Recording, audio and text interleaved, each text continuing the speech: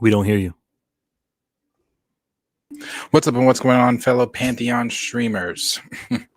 We appreciate all of you guys being here with us this evening for another Pantheon Thursday.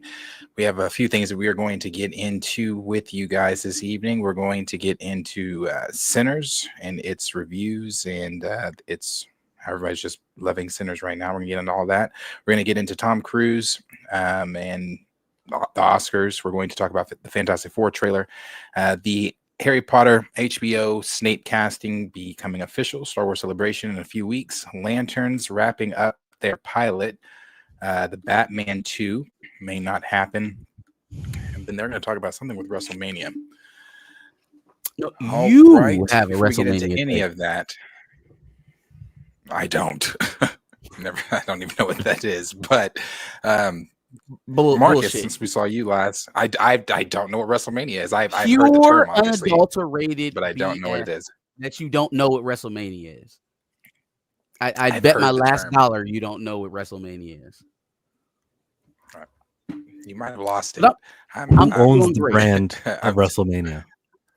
Doing good, doing good. What's going on with you, Darius? That's great. Doing good.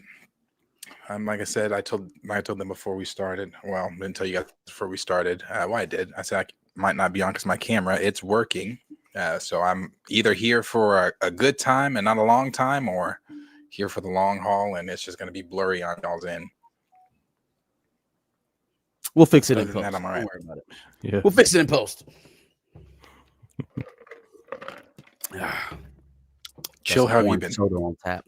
I've been all right, bro. I've been taking care of diet and pretty healthy. Yeah, all is well. Thinking about Sinners and how it's going to be a success. You know, that's watching Ianu. Ianu's a great show right now. So I'm surrounding myself with positive images, and that's happy. Make sure you bring up Ianu at some point during the stream because I've got a proposal for you. We'll do it right after Darius's WrestleMania picks. Cool. I think what you're looking for in that show is there. That'll be a It very just quick may not be at segment. that show. Where do you want to start then? We can do Lanterns. It'll be pretty quick. You're a little bit of delayed, but I don't think it matters. I think he was done talking. Let's start with Lanterns. My boy on a carpet answered a question. I think he's the director. Yeah, but there is a lag. So I just heard you say it right now. Anyways, Lanterns director. Go ahead. And what's next? More TV? Another movie? I wrapped a TV pilot yesterday in LA. I just made it back in time for this, and that's Lanterns for HBO and DC. Look it up. Look it up. Look it up. Look it up. I'm worried because why would you wrap a pilot? Like usually people do pilots so that they can test it and they can see if it'll go forward. That was weird, right? What do you mean wrapping a green-lit. pilot? Did he mean to say wrapping the first season, wrapping the first arc? Because pilot to me sounds like y'all didn't have anything, and the first concept is now just being put together, which is not. It feels completely different from what we were pitched, right? My concern. Go ahead. I thought you were done. No, go ahead. My concern with pilot is that pilot usually means that we got to test it out. Like there's no guarantee that this is going to go for 5 more or 7 or 8 more episodes. We did it. We wrapped. That's why I'm able to leave. Well, like how much time between wrapping the pilot episode, which I always pilot, I assume it's a 1 episode thing. Yep. How much time do you have to wrap between the pilot and the second episode? Isn't everyone supposed to be on set for 60 straight days and we don't break? So like the pilot gives it a chance that it might not happen. It's scary. It's scary. We don't know James Gunn. James Gunn promised us like 8-9 things back in January 2023. None of it is coming to fruition, bro. Not all of it. I'm also just confused because I thought nothing gets announced at DC unless we already have a finished script. Finished script means we have a pilot in place. So I'm like, I'm confused. How do we have a finished script for the season? But we just now, when did this interview come out? I saw this 5 days ago. Okay, so this week within a week or so just finished the first pilot. Do we even know? Do we know what the show is going to be at this point if the pilot just got done? It's concerning. It's concerning what it could mean. And maybe if James Gunn comes on the show, he'll be like, no, listen, Marcus, listen, Joe, listen, Darius. I always do pilots on the off, just traditionally, that's how things run. On the off chance that, something goes wrong, our actors, there's many things that you're not thinking about, but we intend 100% for all of our shows that reach production. The goal is 999% chance it will actually come to fruition. We just have to go by the way that the studio wants us to go, and we have to do pilots, a couple days off, and see how we're going to format it, see how we feel about episode 1 to know how episode 2, 3, and 4 are going to go.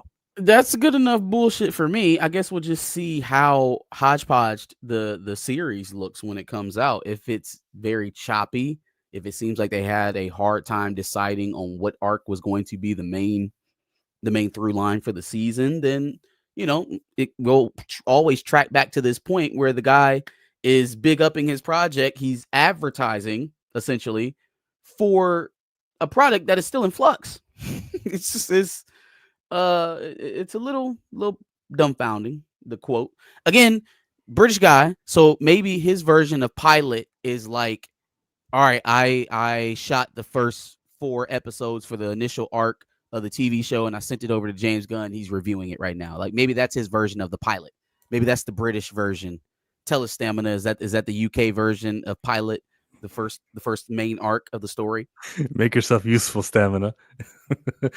What happens is black people. So didn't read enough fast enough, I guess. It said black peoples hope everyone is good health and good cheer. For sure. F4 trailer was highlight of my day. Not saying that. Good evening, fam. Hello, good people. What up? I wonder if y'all got Kugler some slack if you like Sinners. Figure drawing, thank you for writing this so I can explain.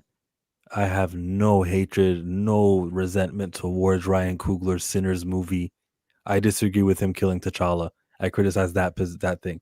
Anything he does in the future, I'm okay with supporting. There's only one director who I won't support, and that's Rian Johnson after what he did for The Last Jedi. Everyone else, Nate Moore, when he goes on to do new things, I'm going to support Nate Moore too. You guys want to clarify that also for figure drawing? I ain't got no beef for Ryan Coogler, man. I can say something negative about you without having an unending vendetta against you. Like, he's not my super villain. He's not. It's just criticism, man. When you make something bad, it is to be critiqued. When you make something good, it's to be exalted. It's not hard. It's not hard math. Darius, Ryan Coogler. I have no issues with Ryan. I mean, but I say that all the time. Every time I talk about Ryan, I always say I don't have an issue with him. It's the decision he made. So that's my only issue with Ryan. Best of luck on Sinners for sure. I know I've gotten mostly good reviews from the people I've heard that have seen it. There's one thorn in the side that'll probably be in the chat here in a minute. Tina says she was a little wishy-washy on it, so I guess we'll have to see how it goes. She said it was ranked 5. I saw on Twitter. Under Fruitvale and Wakanda Forever, which is that's not good. That ain't good. Ain't good. Fruitvale Station came out 13 years ago, and Wakanda Forever was trash. So that ain't good in my book, but we'll see. I don't think I can call Wakanda Forever trash. It was garbage. I don't know if I can do that. I think pure unadulterated garbage, even outside of the T'Challa thing, right? Outside of the obvious. That's what I mean, though. Like, that's such a big, thing blocking my vision. Like, can't even talk about the movie. I think he could have been a little bit more dutiful in tying off the last movie into this movie. Nothing really made sense. Where we left off in Black Panther 1 and where we ended up in the very beginning of Wakanda Forever, even if we're using the blip as an example, they didn't start us off in the middle of the blip. They started us off while, we were going through this thing with T'Challa. All the focus was on T'Challa. There was too many open-ended questions as to how we got to the point we started at. for it to be a coherent story for me. We could be here all night if you want me to go through the specifics, so I won't do that. But nah, let's just wrap up on this Lanterns talk. Well, we did. I think we're done with that. Are we done with that, Darius? I really don't have much to say about Lanterns. They're filming it right now. We saw a few behind the scenes photos.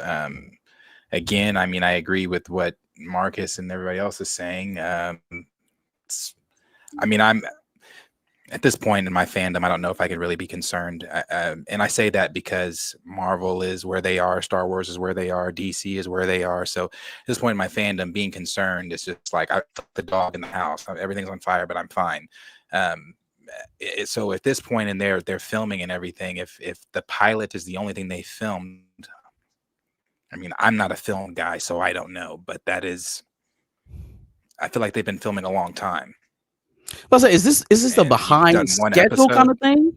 Yeah, are they behind or what was just the pilot? Oh, that's not even the biggest concern at DC. If I can shift over to Batman, the Batman 2 is like in a state of we don't know what's going on, and we can't say what's going on either when it comes to Matt Reeves. No one is allowed to know what the problem is that he's experiencing, but we got evidence and we've got suggestions that it's due to his health. And everyone who's reporting on it is like tiptoeing around it. I heard Grace Randolph tiptoe around it and be like, she compared it to Chadwick Boseman's situation. It's testy basically if that movie even happens and what happens with it. I think her quote was, "It's not exactly Chadwick Boseman, but it's almost as worse, or it's almost as bad." And I'm like, well, what is almost as bad? Is it happening to somebody close to Pattinson? him? No, with Matt Reeves. They're saying that he may be sick, or someone in his family may be sick, or something like that. Oh, okay.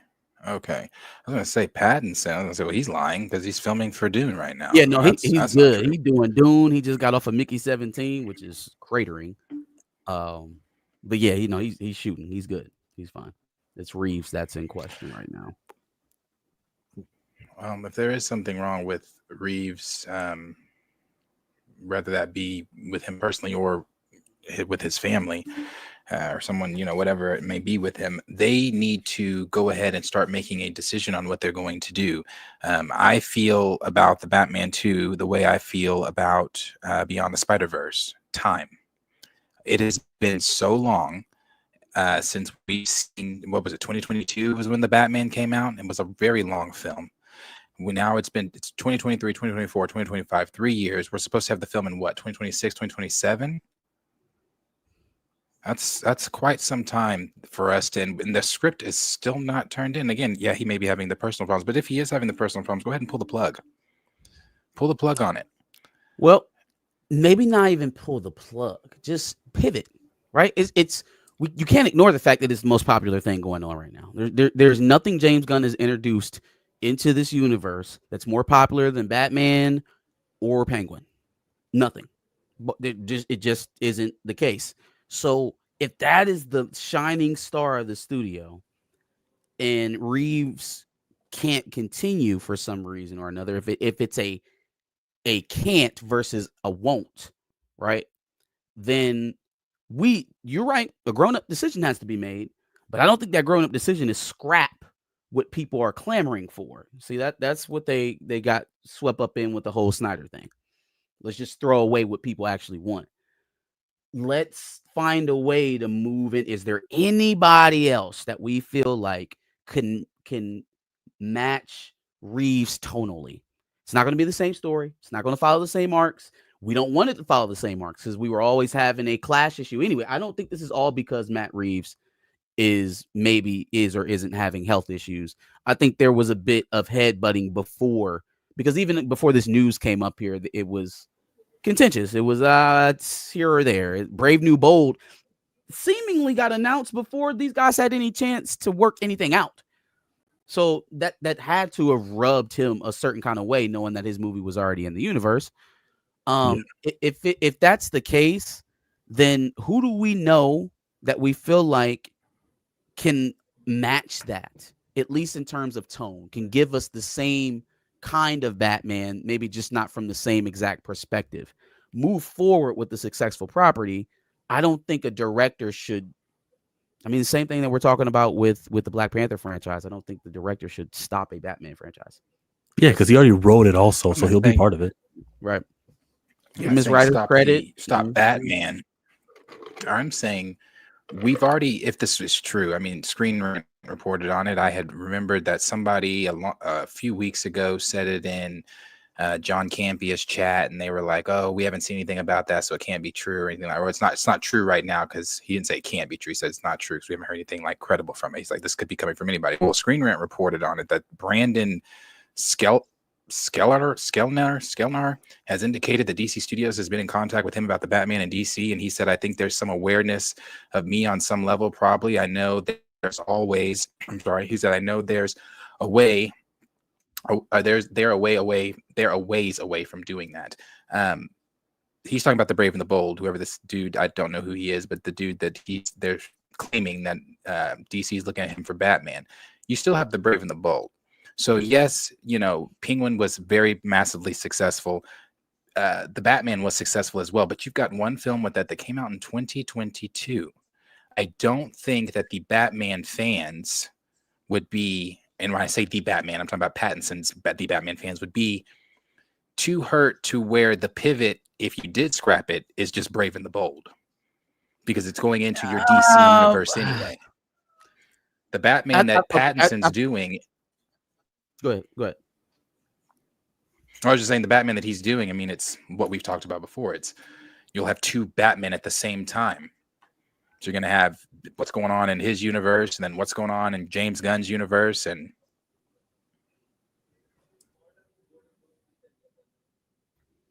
so I do think that they have to be careful, right? Because I mean, we literally just watched this happen.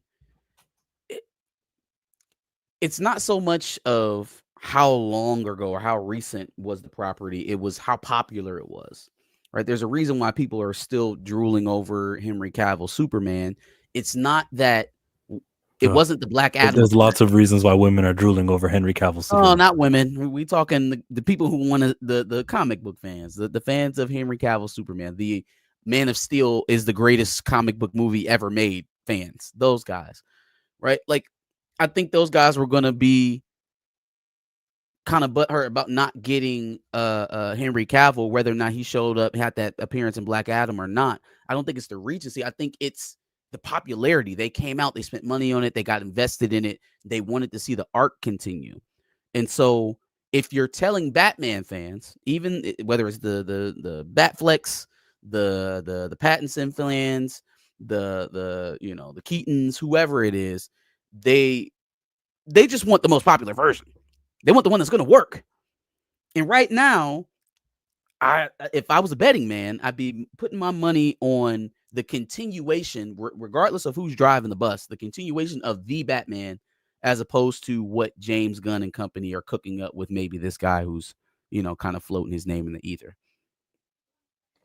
I'm going to give these guys so much grace, because when this James Gunn DC Studios thing happened, well, they already signed the Batman and Batman 2 and the sequel's already coming.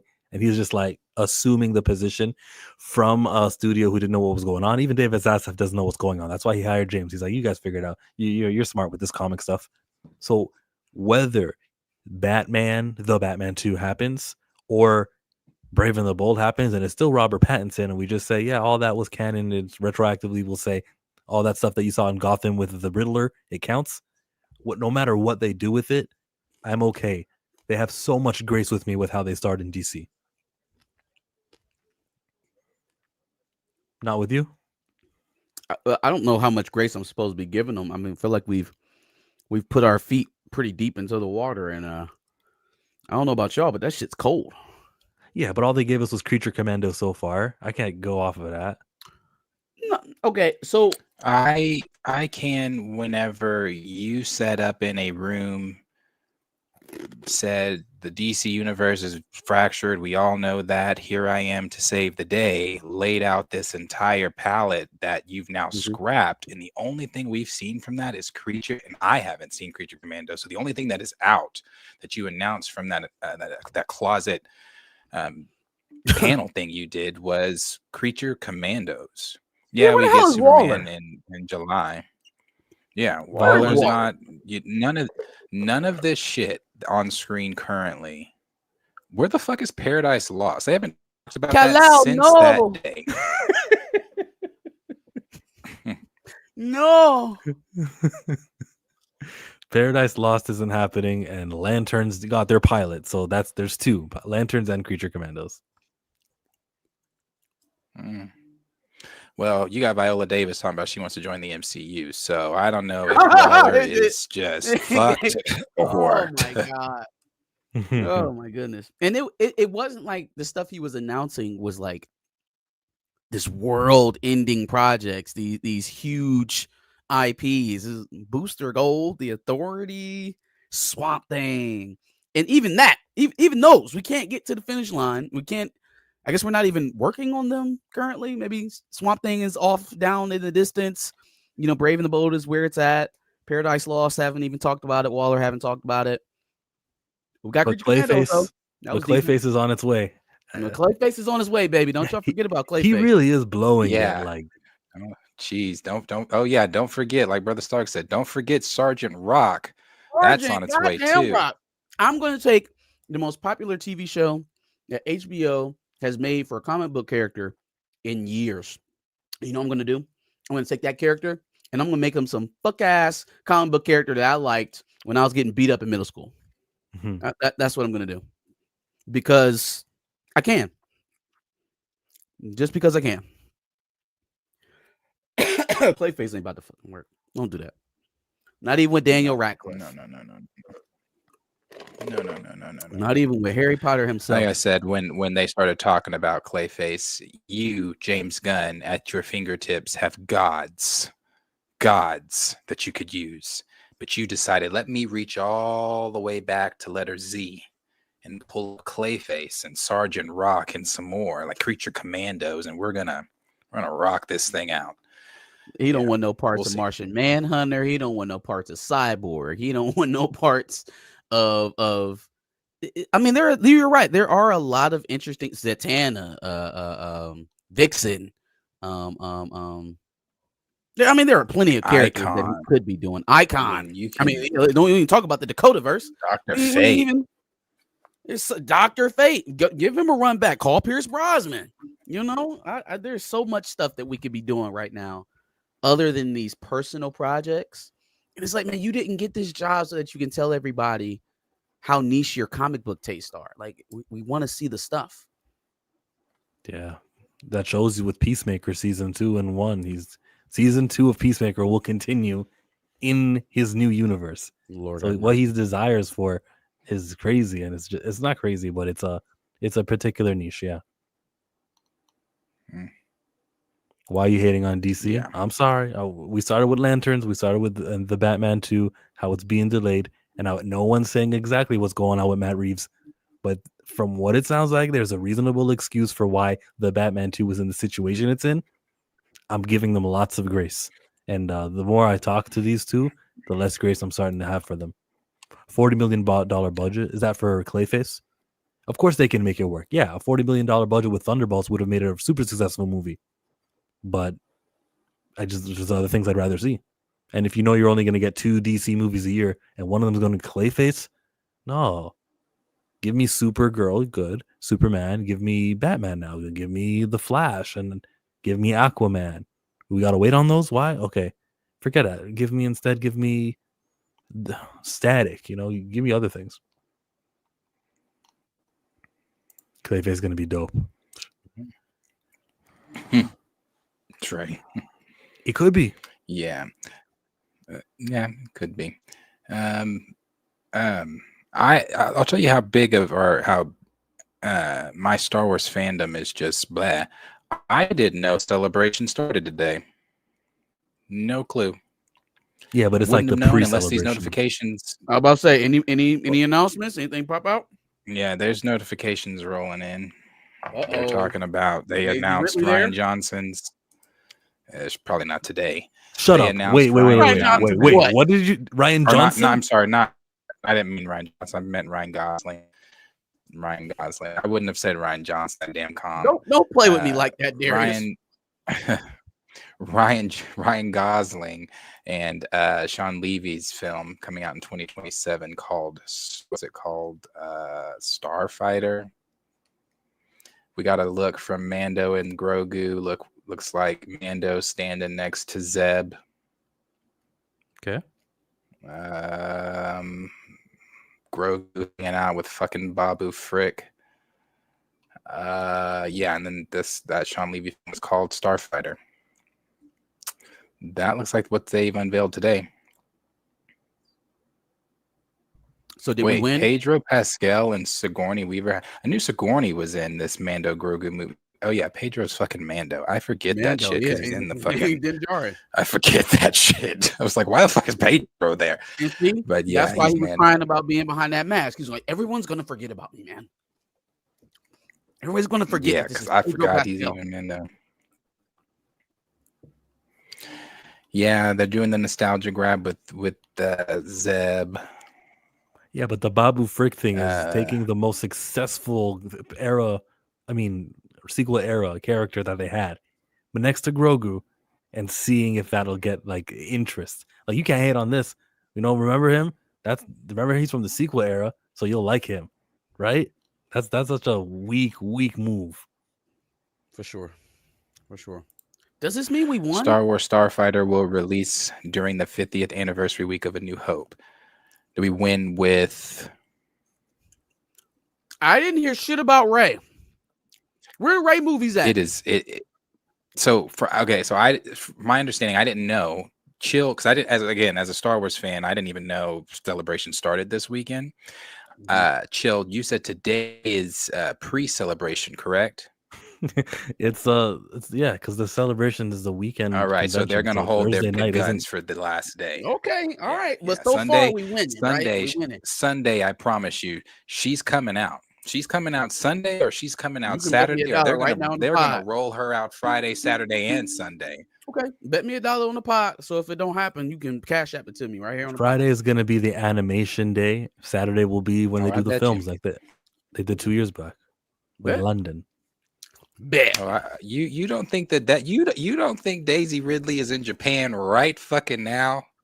I think we would know. I think it would leak. I'm telling you. But I could be wrong. She's like Obi-Wan. Here's the thing, though.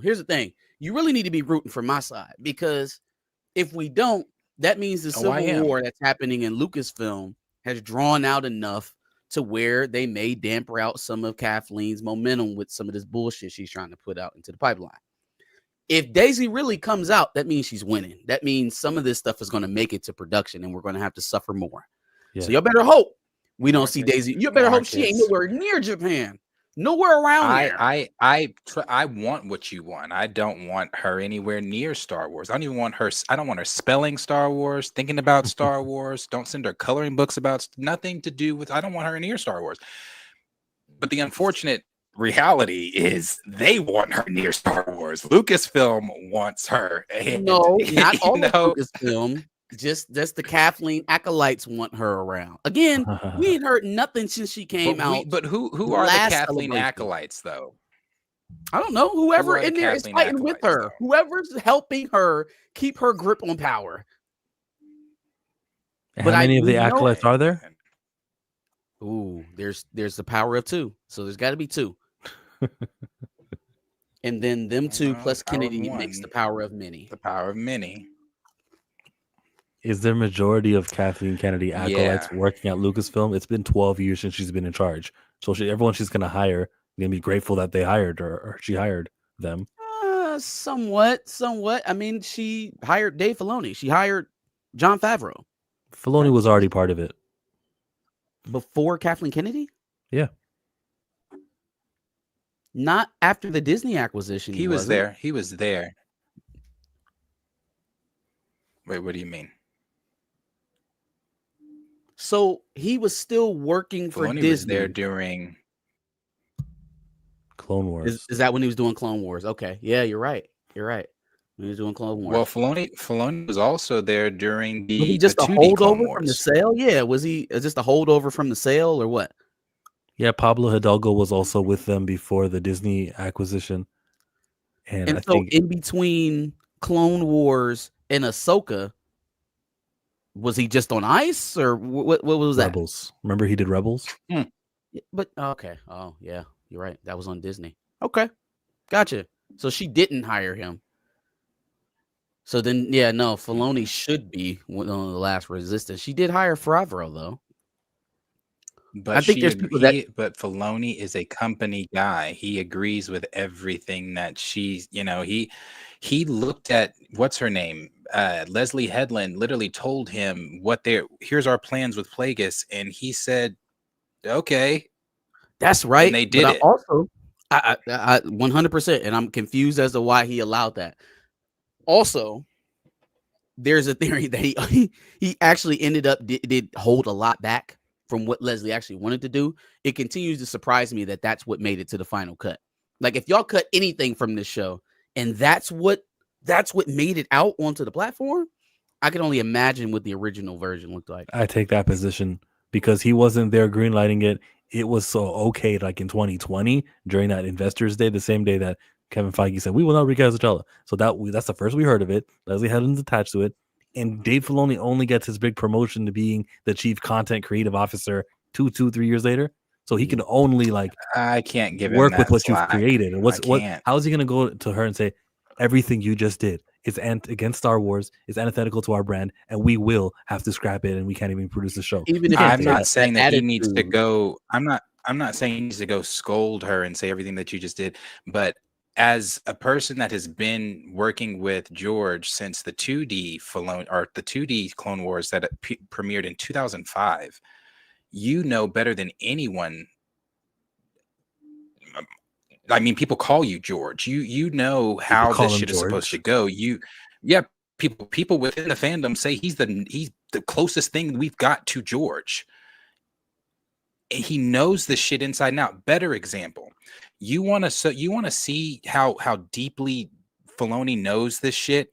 Go to the first season of The Mandalorian when all the directors did that sit down at the round table and they were all talking about their different episodes. But I want you to listen to Dave talk about how episode 1 all the way till episode 6, what it really means, how it's supposed to impact the viewer, or how it impacted him as a child as the viewer, and how that motivated him. Filoni's a different type of thought when he's talking about Star Wars. It's not just the cut and dry Star Wars that Kathleen Kennedy is giving, or that Leslie Headland is giving, or that Tony Gilroy is giving. He knows what the fuck he's talking about. So I'm not saying scold her, but this is a character that we as fans that have been here since day one have been waiting to see. You're talking about Darth Plagueis, the guy who trained Palpatine, and we see him like some creepy fucking pedophile peering from behind the wall, watching the whatever the fucking Sith's name was in Acolyte.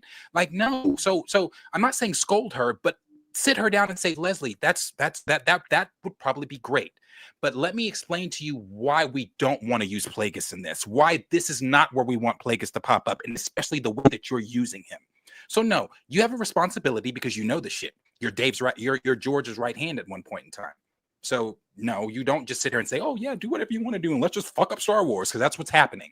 No.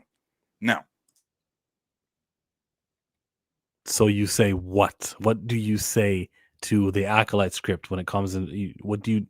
Everything here in episode 1 is wrong, and you reduce it to what, a 3-minute episode?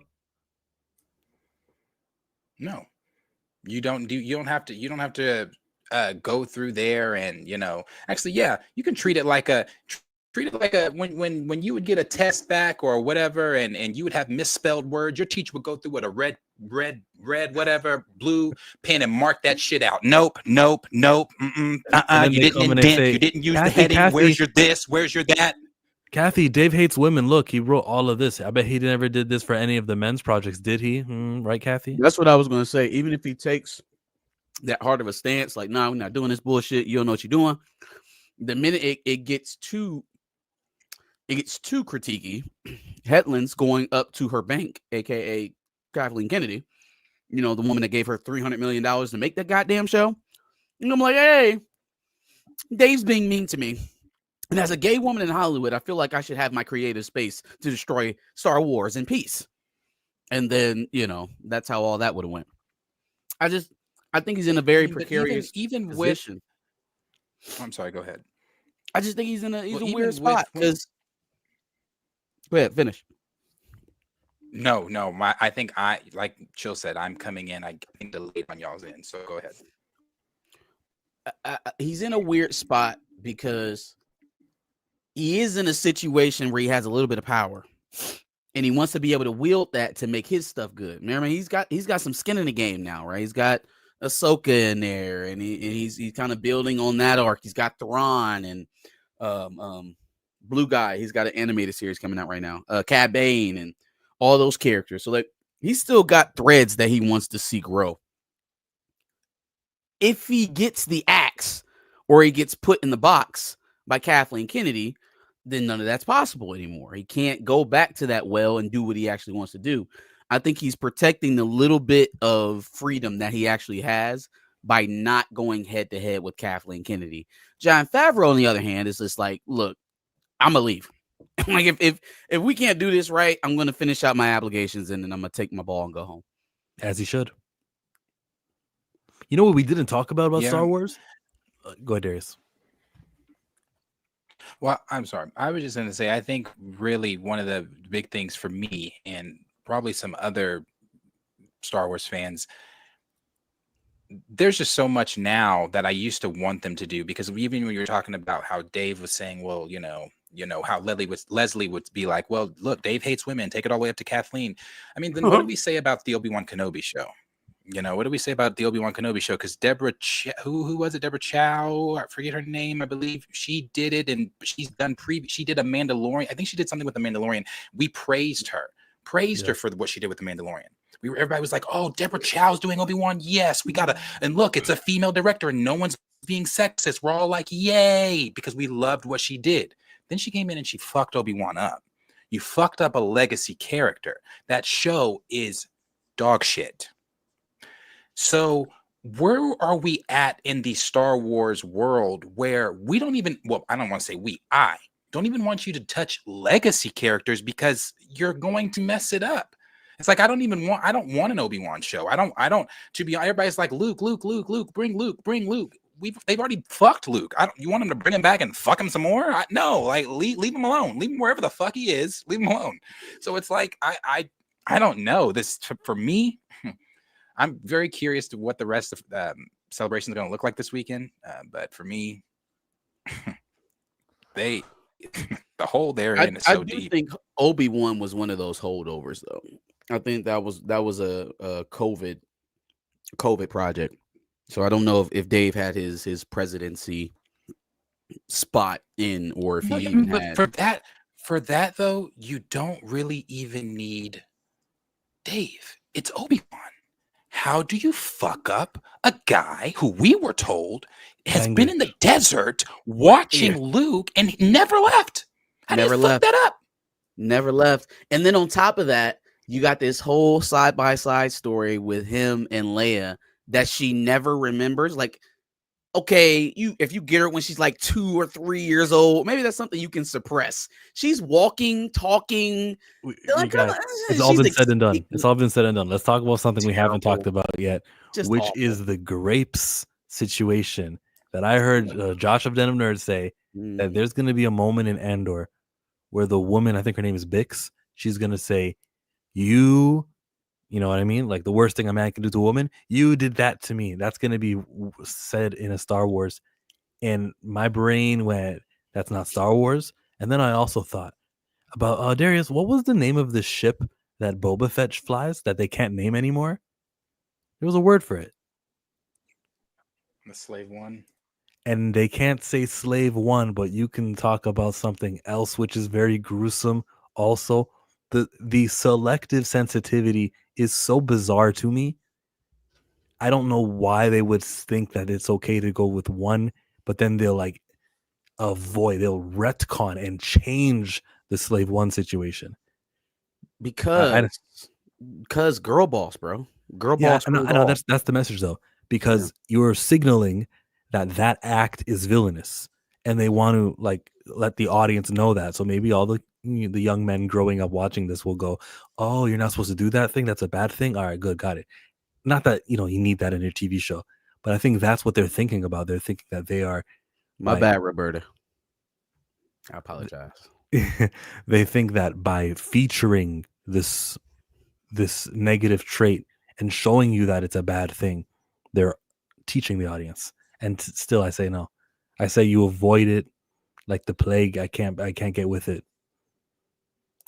Yeah, I don't get this in the least bit. I don't even understand why you would sully the momentum that Andor seems to have right now for no reason. Like, again, just know one of those properties that's silently generating traffic that people are enjoying.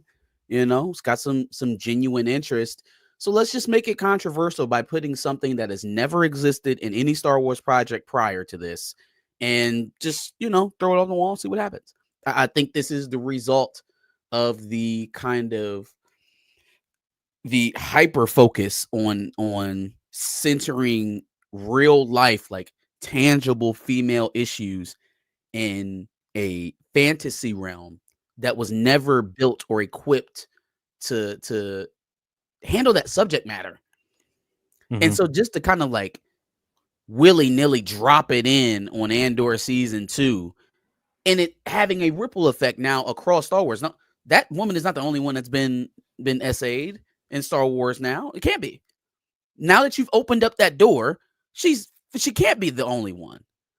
We know that there are pirates and reavers and all type of poor characters, poor acting characters in Star Wars. So now, on top of robbing and killing and stealing, which are all, you can flatten that out for children, but now we're adding sexual violence to that. Now now we're kind of mixing in real world violence with the guys with lightsabers, and I'm not really down for it. Who's it serve? Who are you helping by doing it? I'm saying the same thing. I'm saying the same things. Celebration this year can only be successful if it's capped with Kathleen Kennedy saying, "I'm leaving." They'll do it on the final day. Japan, we love you. Japan is a nice, well-mannered audience. They'll all clap. The Japanese aren't going to be photographing any of the surprise actors at the airport. They're nice and polite, so we'll be surprised on stage. It'll be a successful Star Wars celebration if we can get an Andor trailer, an Ahsoka trailer. They had announced a new TV show. Maybe a video game is 1 year out from coming out, and Kathy Kennedy retires. Well, that last part they're not going to say. I feel like it's not going to be announced until the day she's walking out of the building.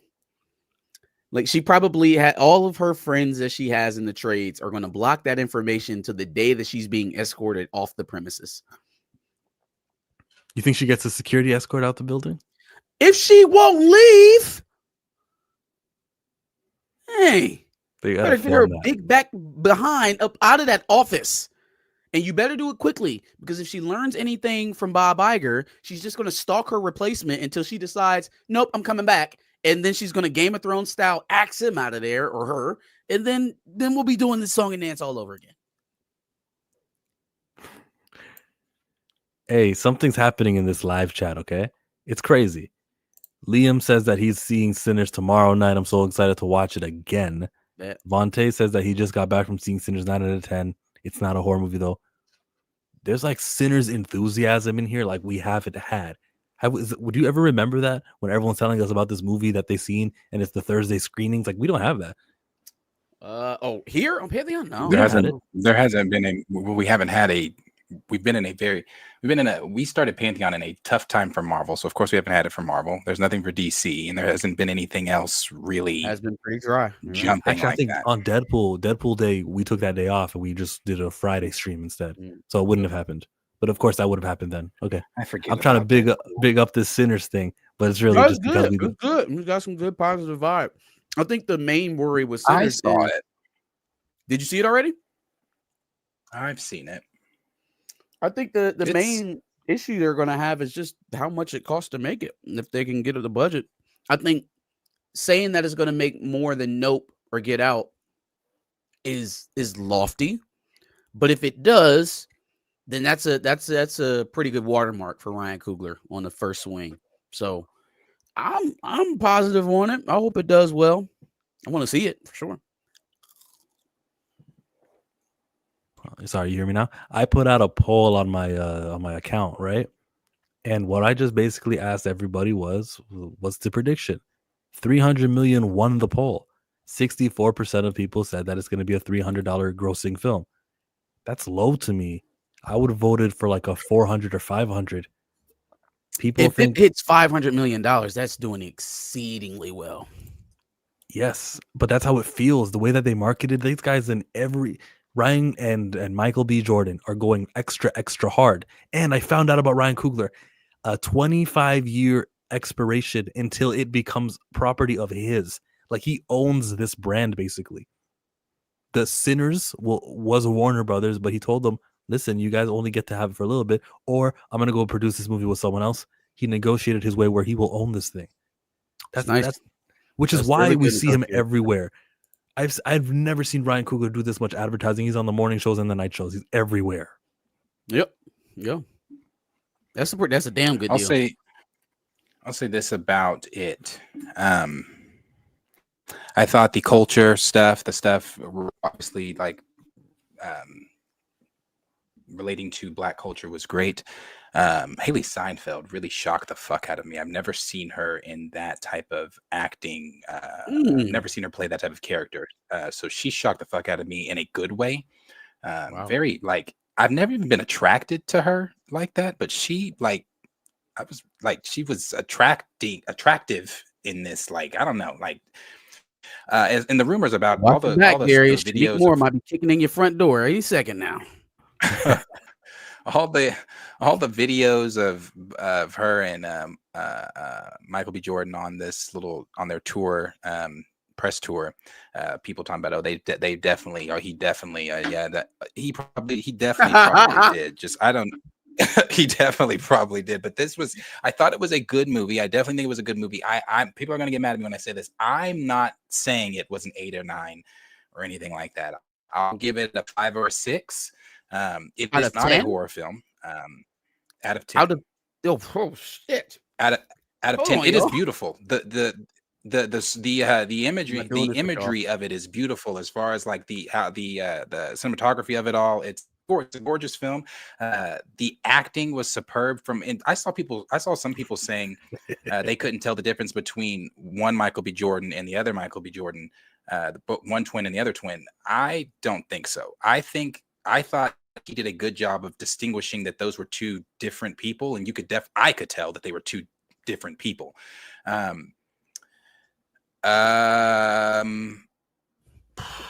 Not and on the horror stuff, I really wish, I mean, if you want to call it a horror film, okay, I really wish they would have leaned so much more into the horror if you were gonna do that, because they're like on scenes where something would happen, it would cut, or something like that, or something. It just and without spoiling anything, I don't want to spoil anything. It was a good movie, but not a horror movie.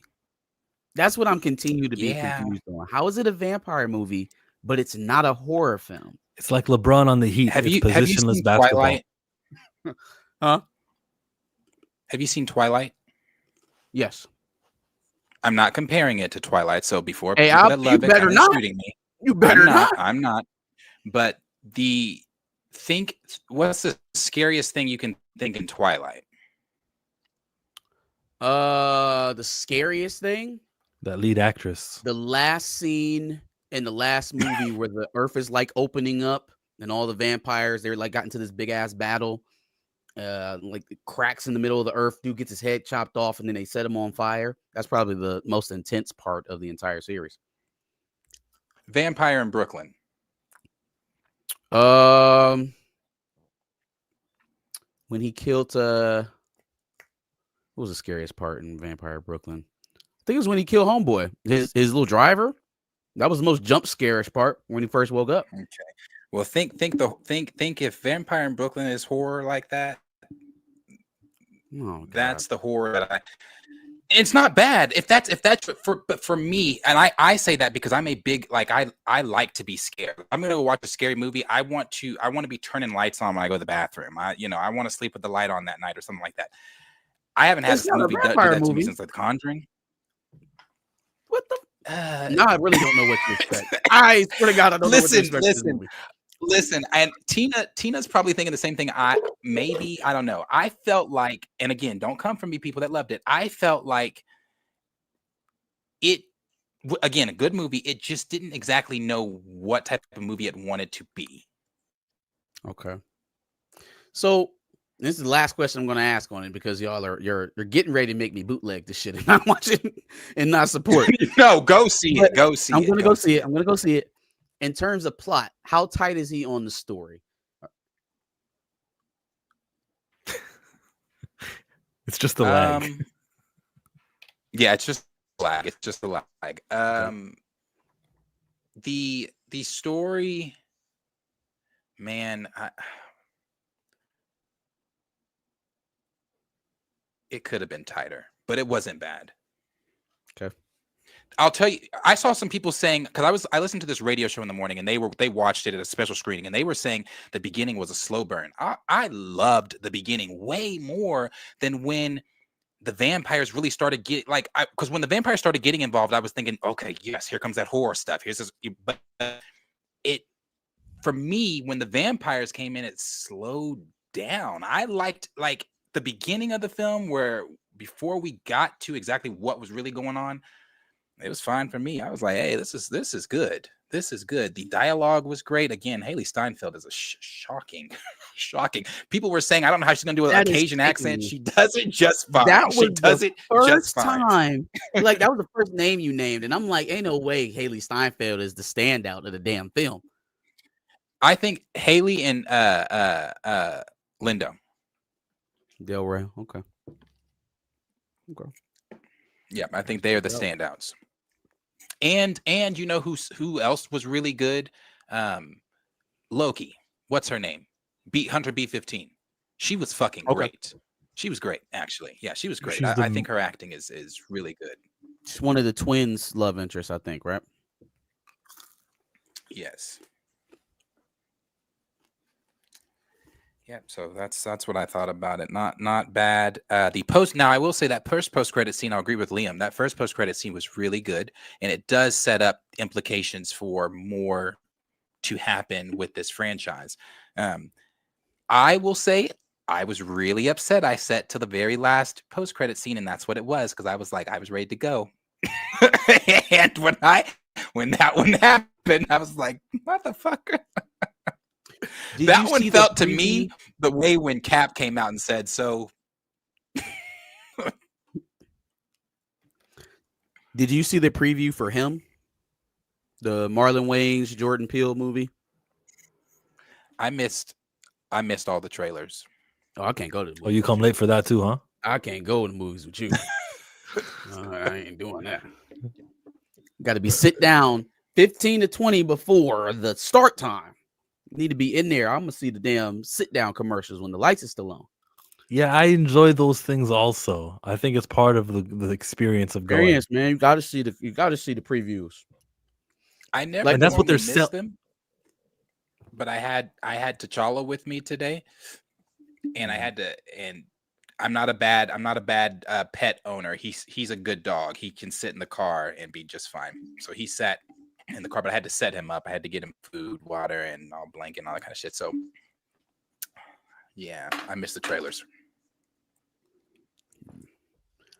Yeah, man. Before there was YouTube, before they released everything on social media, you used to have to actually go to the movies to see the previews. So I never wanted to miss them. 30 minutes late, movie still ain't start. I'm good. You have a point. You have a point. That's crazy. No, absolutely not. There's something to that. I have to give that a nod. But have y'all ever taken outside food into the theater? You can smuggle it in, but I don't always do it. Like I probably done it. Well, I'm only asking because I took chicken today, so I was eating my Chick-fil-A while watching Sinners. So as a former sweeper of the theater auditoriums, It's not poor etiquette unless you shove it underneath the seats. Look, after you done already ate it in the theater, don't nobody give a shit. Throw it in the trash can. Just pick it up, throw it in the can, go on about your business. It's too late for us to do anything about it, or us. It's too late for them to do anything about it anyway. What I absolutely hate is picking up fucking chicken bones from behind a theater seat. What is wrong with you? We don't sell bones here. Who raised you? They sell you on the experience of going to the movies. We talked last week about Michael B. Jordan saying this is the way that we filmed it and how we intended it for it, and you can watch it at this movie theater, that movie theater. And then this whole week, him going on some of the cinema kind of like snobby type of people's channels, podcasts, and giving that reassurance, like reaffirming, like this is what I'm here for. This is why this movie is such an experience. It's you got to go there. You got to see it in that. That to me is new. I haven't seen this type of like go see the experience since movies like Top Gun Maverick, maybe like Tom Cruise is really trying to promote that, and Avatar, where you got to see it in 3D, like the way James Cameron would always say, this is made for IMAX. You got to see the biggest screen possible, which also inflates the prices. The IMAX love that they're going to get from this movie is crazy. And I think the only thing that'll make it leave IMAX screens is Thunderbolts. But if Thunderbolts don't, I'm wrong. No, I'm not wrong. I think that they have a lot of premium screens, but the IMAX screens, Thunderbolts will not boot Sinners off of the IMAX screens. So that's correct. I don't think Sinners will necessarily move Thunderbolts because I don't think Thunderbolts is going to have the motion to be bumping anybody out of anything. But the one thing I do question on the IMAX thing, it is really not the time to be asking people $20 for a movie ticket. It's just not. It's not. And I guess it's beneficial for him right now. It'll probably affect the later weeks of Sinners, week 4, week 5, week 6, because now you are running into Marvel properties. You're running into Mission Impossible, and those tickets aren't going to cost me $20. I can pay a regular $14 ticket, regular $12 ticket, whatever it is in your area. If I'm supposed to see this on the IMAX screen or the luxury theater, whatever the biggest screen is in my area, it's gonna run me a little bit more. And the shit that's going on right now in America, it ain't really the time to be splurging. So the people who are going to see this movie have the means. I think if it's going to meet that 500 million mark that you're shooting for, it's got to get the people who already weren't going to go see it. Like it's got to draw in a much larger crowd. The corporations, IMAX themselves, they love that Ryan Coogler is filming it. It's $29 for IMAX here. Yeah, that's nuts. That's crazy. They're going to be loyal, and they're going to say that we are IMAX. He filmed an IMAX movie. If that's not just a 2 weeks and then, Marvel, you get your turn. The IMAX screens will be playing Sinners, and that stuff's already been contracted. You'll see. You'll go to the movie in 2 weeks. One of us will be right. One of us will be wrong. But, every other screen, 3D, Dolby, all the other ones I can't pronounce, all of those will probably move over to the Thunderbolts because Disney is that powerful. But when it comes to loyalty and IMAX, they got their back. Super chat. Homeboy, man up. I'm a real get money, ball stand up. You see it with the kid. You know what it is. Michael Nemo with the $5 super chat. He says, Darius, I felt the same way about Dusk Till Dawn. Tarantino's half slow and awesome. Rodriguez is half lame AF. So I said so. I'm so glad you brought up this movie. When I saw the first footage of Sinners, I was like, yo, this feels like From Dusk Till Dawn. It feels like everything's shot in the day, right? And then the crazy thing about From Dusk Till Dawn, it was like, it didn't start off. It kind of sounds like how y'all are explaining this. It really didn't start off as a horror film. It was From Dusk Till Dawn was a heist film. It started off as a crime thriller. They robbed that family for their RV, made them drive them all around, blah, blah, blah. Skip, we come up on this bar where we're supposed to be meeting this guy, and then vampires. Boom. Out of nowhere, out of clear fucking sky. Vampires. So if that's what we're in for with Sinners, I find that to be a little bit more palatable because I really do like From Dusk Till Dawn. It's one of the only movies where Quentin Tarantino doesn't say nigger incessantly. So, but I think if oh, sorry. No, go ahead, bro. I think if Ryan is really wanting to make this a whole franchise thing and really lean, I don't know how much he's wanting to lean into the horror. If he wants this to really be, considered a horror movie, I mean, you can title it horror, but if he would be willing to do what Lucas did, Empire is not arguably Empire is the best Star Wars film. George didn't direct Empire. He helped write Empire, but he didn't direct it. I'm saying he should still direct it because I think Ryan Coogler is a brilliant director, especially from what I just seen with this. I said the whole time I was watching it, especially with the opening, I was like, Ryan wrote this because like the opening dialogue and stuff, there's some good shit in there. I'm like, this is good. Ryan wrote it. And I remember the video we watched where he's talking about the lenses, and I was paying attention to that shit because of the video we watched, and I was like, this is good. This is really good. But I wonder if he would be willing to have somebody help him on the horror part. Like if he would be willing to have a co-writer or somebody that can really bring that horror. Because I think if you really would have if I would have jumped a couple times or been like, oh shit, I just didn't have that. I didn't have that. The only oh shit moment they released. They released it in a clip before the movie came out. Wow. And we've seen it. For me, that was my only I was like, saw that already. But I still like the you film. gotta avoid the trailers, baby. I haven't been watching anything Sinners, Thunderbolts, Fantastic Four. I know I'm gonna see these movies, so I'm just gonna not enjoy the trailers. Why? Oh, you didn't see the Fantastic Four trailer today? Yeah, stay away from it. I guess I'll see it today right now, but I don't know. I thought that was pretty decent. Mm-hmm. Were you finished saying what you were gonna say before I so rudely cut you off? Oh no, yeah. I'm done. I just need. I like I said, everybody should still go see it. Still go see it. I personally think, and I think a 5 is low. I'll get a 6 or 7 out of 10 for me. It's good. It's not scary like I wanted, but it's good. Again, Haley Steinfeld. God, wow. I've never thought about her. I looked at her that way, but wow. Hey man, lock your doors. Shamik don't play about that. He don't play.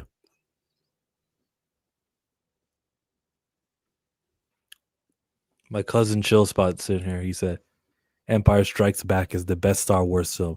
Nobody left Cloud City unscathed." Shout out to the Emperor Strikes Back. The best one. The one where George got out the way. Well, let's not say that like that. That's just the best thing for Star Wars because clearly he was pretty out of the way for 7, 8, and 9. It's not. But the things that George was wanting to do with Empire before they came in and said, "Hey, let us. You're still behind the camera, but let us help." I love when George does it, but when George does it, he likes to put extra. Like he wants to go back and redo Jabba 7 times and redo the conversation between him and Han and add banthas in the back and all this kind of stuff. I'm like, yeah, George is cool. The man bro. is a genius. Let him cook. Let him cook is what they should have did. But Jedi is the best. Return is the best. Who? No, man, put them in timeout. Put them in timeout. He said, in my opinion, he said, put him in timeout. Yeah, for his opinion. Close the doors.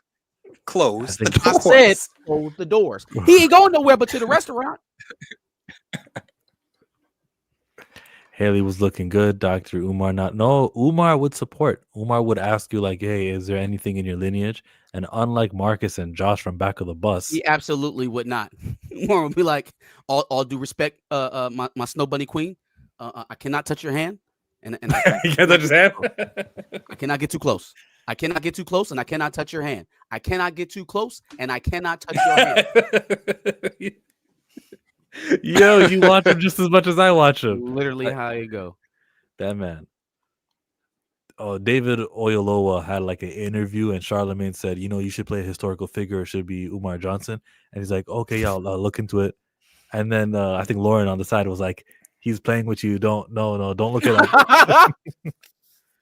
No, he also had something to say That's about what why British actors are playing American historical figures. And he gave a very interesting take. I don't know if we had time for it, but he was basically he just said it's a scarcity mindset is what he attributed to it. It's not really a question that we ask about white actors when they, cross the pond to play other actors, which is fair on its face. But then you add to the fact that those projects are so much more plentiful. The connections, the exchange is so much more fruitful.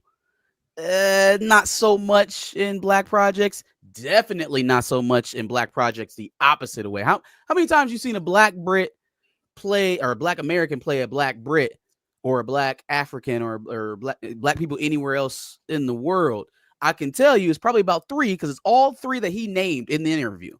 He was like, "Oh, no one says when Morgan Freeman plays Nelson Mandela. Nobody said anything when Chadwick Boseman was Black Panther. Nobody said anything when Forrest Whitaker was playing the last King of Scotland." I was like, "You went through all 3. That's it." Yeah, where's the 4th example? If they would have asked him for one more, it'd have been over. It'd have been it. But he had an interesting take. I suggest you go back and watch that interview. I didn't necessarily agree, but it was an opinion for sure. Well, I don't agree with the take that you got to be an American to play an American, British to play a British. Well, the point was made is that the complaints about it are coming from a lack of opportunity, which is strange for him to say, considering there is a gigantic lack of opportunity for American actors in your film market as opposed to what it is here in the States. So if it was a little bit more even, I think it could be swept under the rug a bit more, That's not where I'm going. One way. Where I see it is, if you're in America or if you're in the United Kingdom, you are a descendant of that continent. You are of the same people. The little detour in the taxes that you pay and the person that you vote for aren't the differentiating factor that possibly. For you. Yeah, that's what I'm saying. I see it this way. It's not the same that you see it. You guys see it, or you guys. Anyone who would have that opinion would deem that, what Raven Simone said, like, how long do I got to be here until I can just be an American type thing? Like, yes, I think that's the conversation that's being had.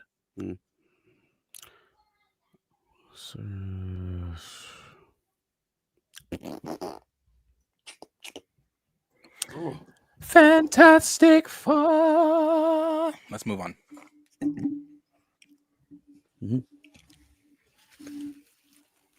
So the Fantastic Four Marvel dropped a trailer for the Fantastic Four today, and on time. For me personally, because I was sitting thinking, I thought to myself last week, I thought to myself Monday, what are we doing? Where's the trailer? Drop the trailer. I thought to myself after Superman dropped that 5-minute clip, where's the trailer? But I'm glad they dropped the trailer.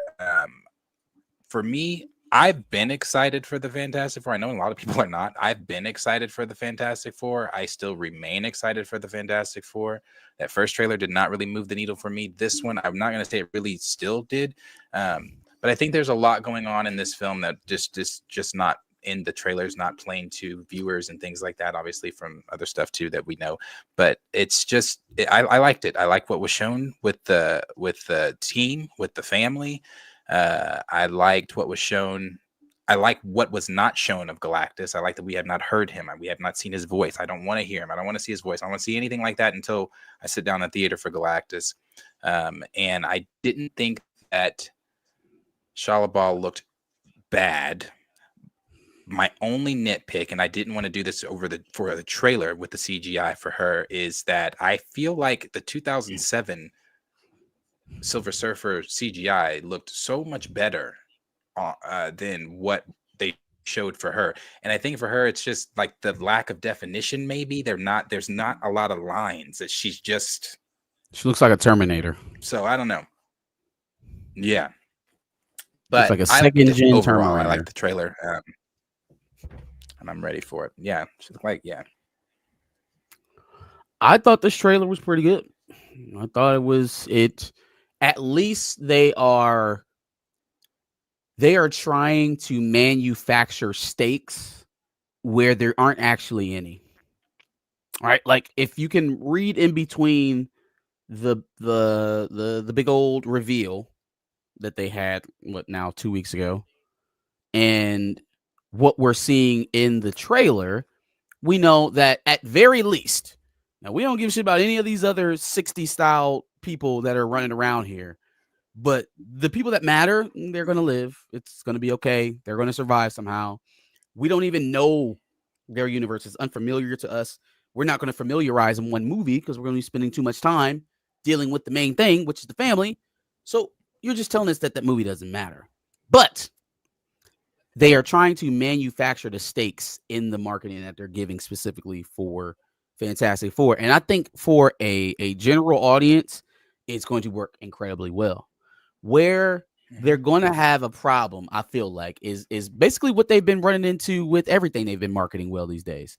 The same thing they're going to run into with Thunderbolts, the same thing they run into with Daredevil is, that there's a bit of subverting expectations in each project with Marvel now. It's come kind of part of the process. There's something that you expect to happen that they're probably going to pull back or not go all the way through on.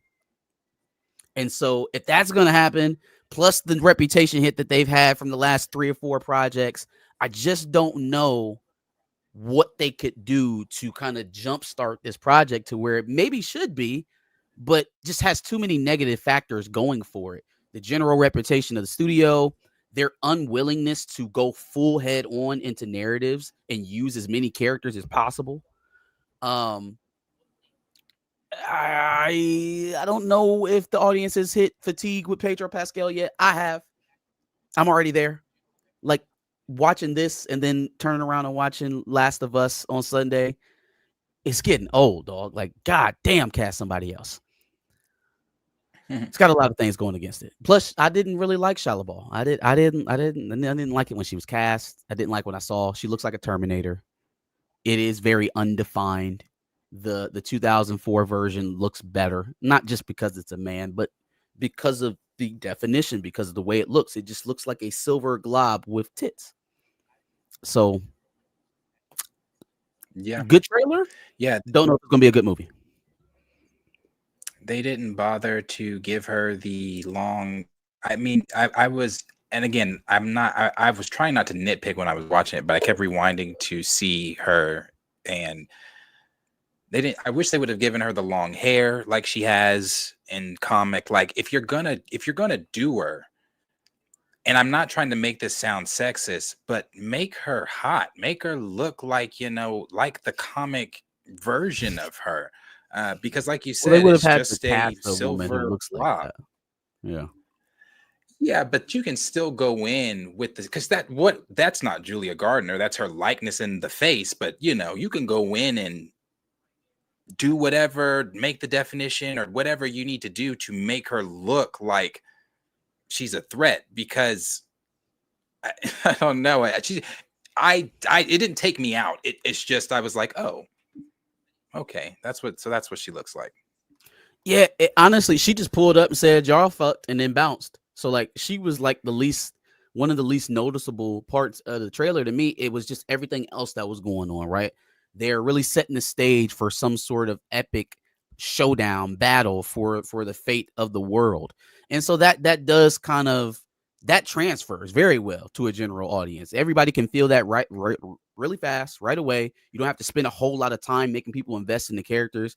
If you immediately introduce us into a doomsday scenario, that's going to do most of the work for you. How committed are they, though? How committed are they to the story? We still haven't seen them do the Marvel thing yet. So we're just going to keep waiting, I guess. And my problem with the Silver Surfer isn't the graphics or anything. It is that's not Nora and Rad. It's that you could have had a lot of attention and a lot of happy fans who know that character, who he's not just a minor character. He's pretty significant. He has his own comic books, and you can have the Silver Surfer, but instead you're doing someone who's not the Silver Surfer. Substitute version.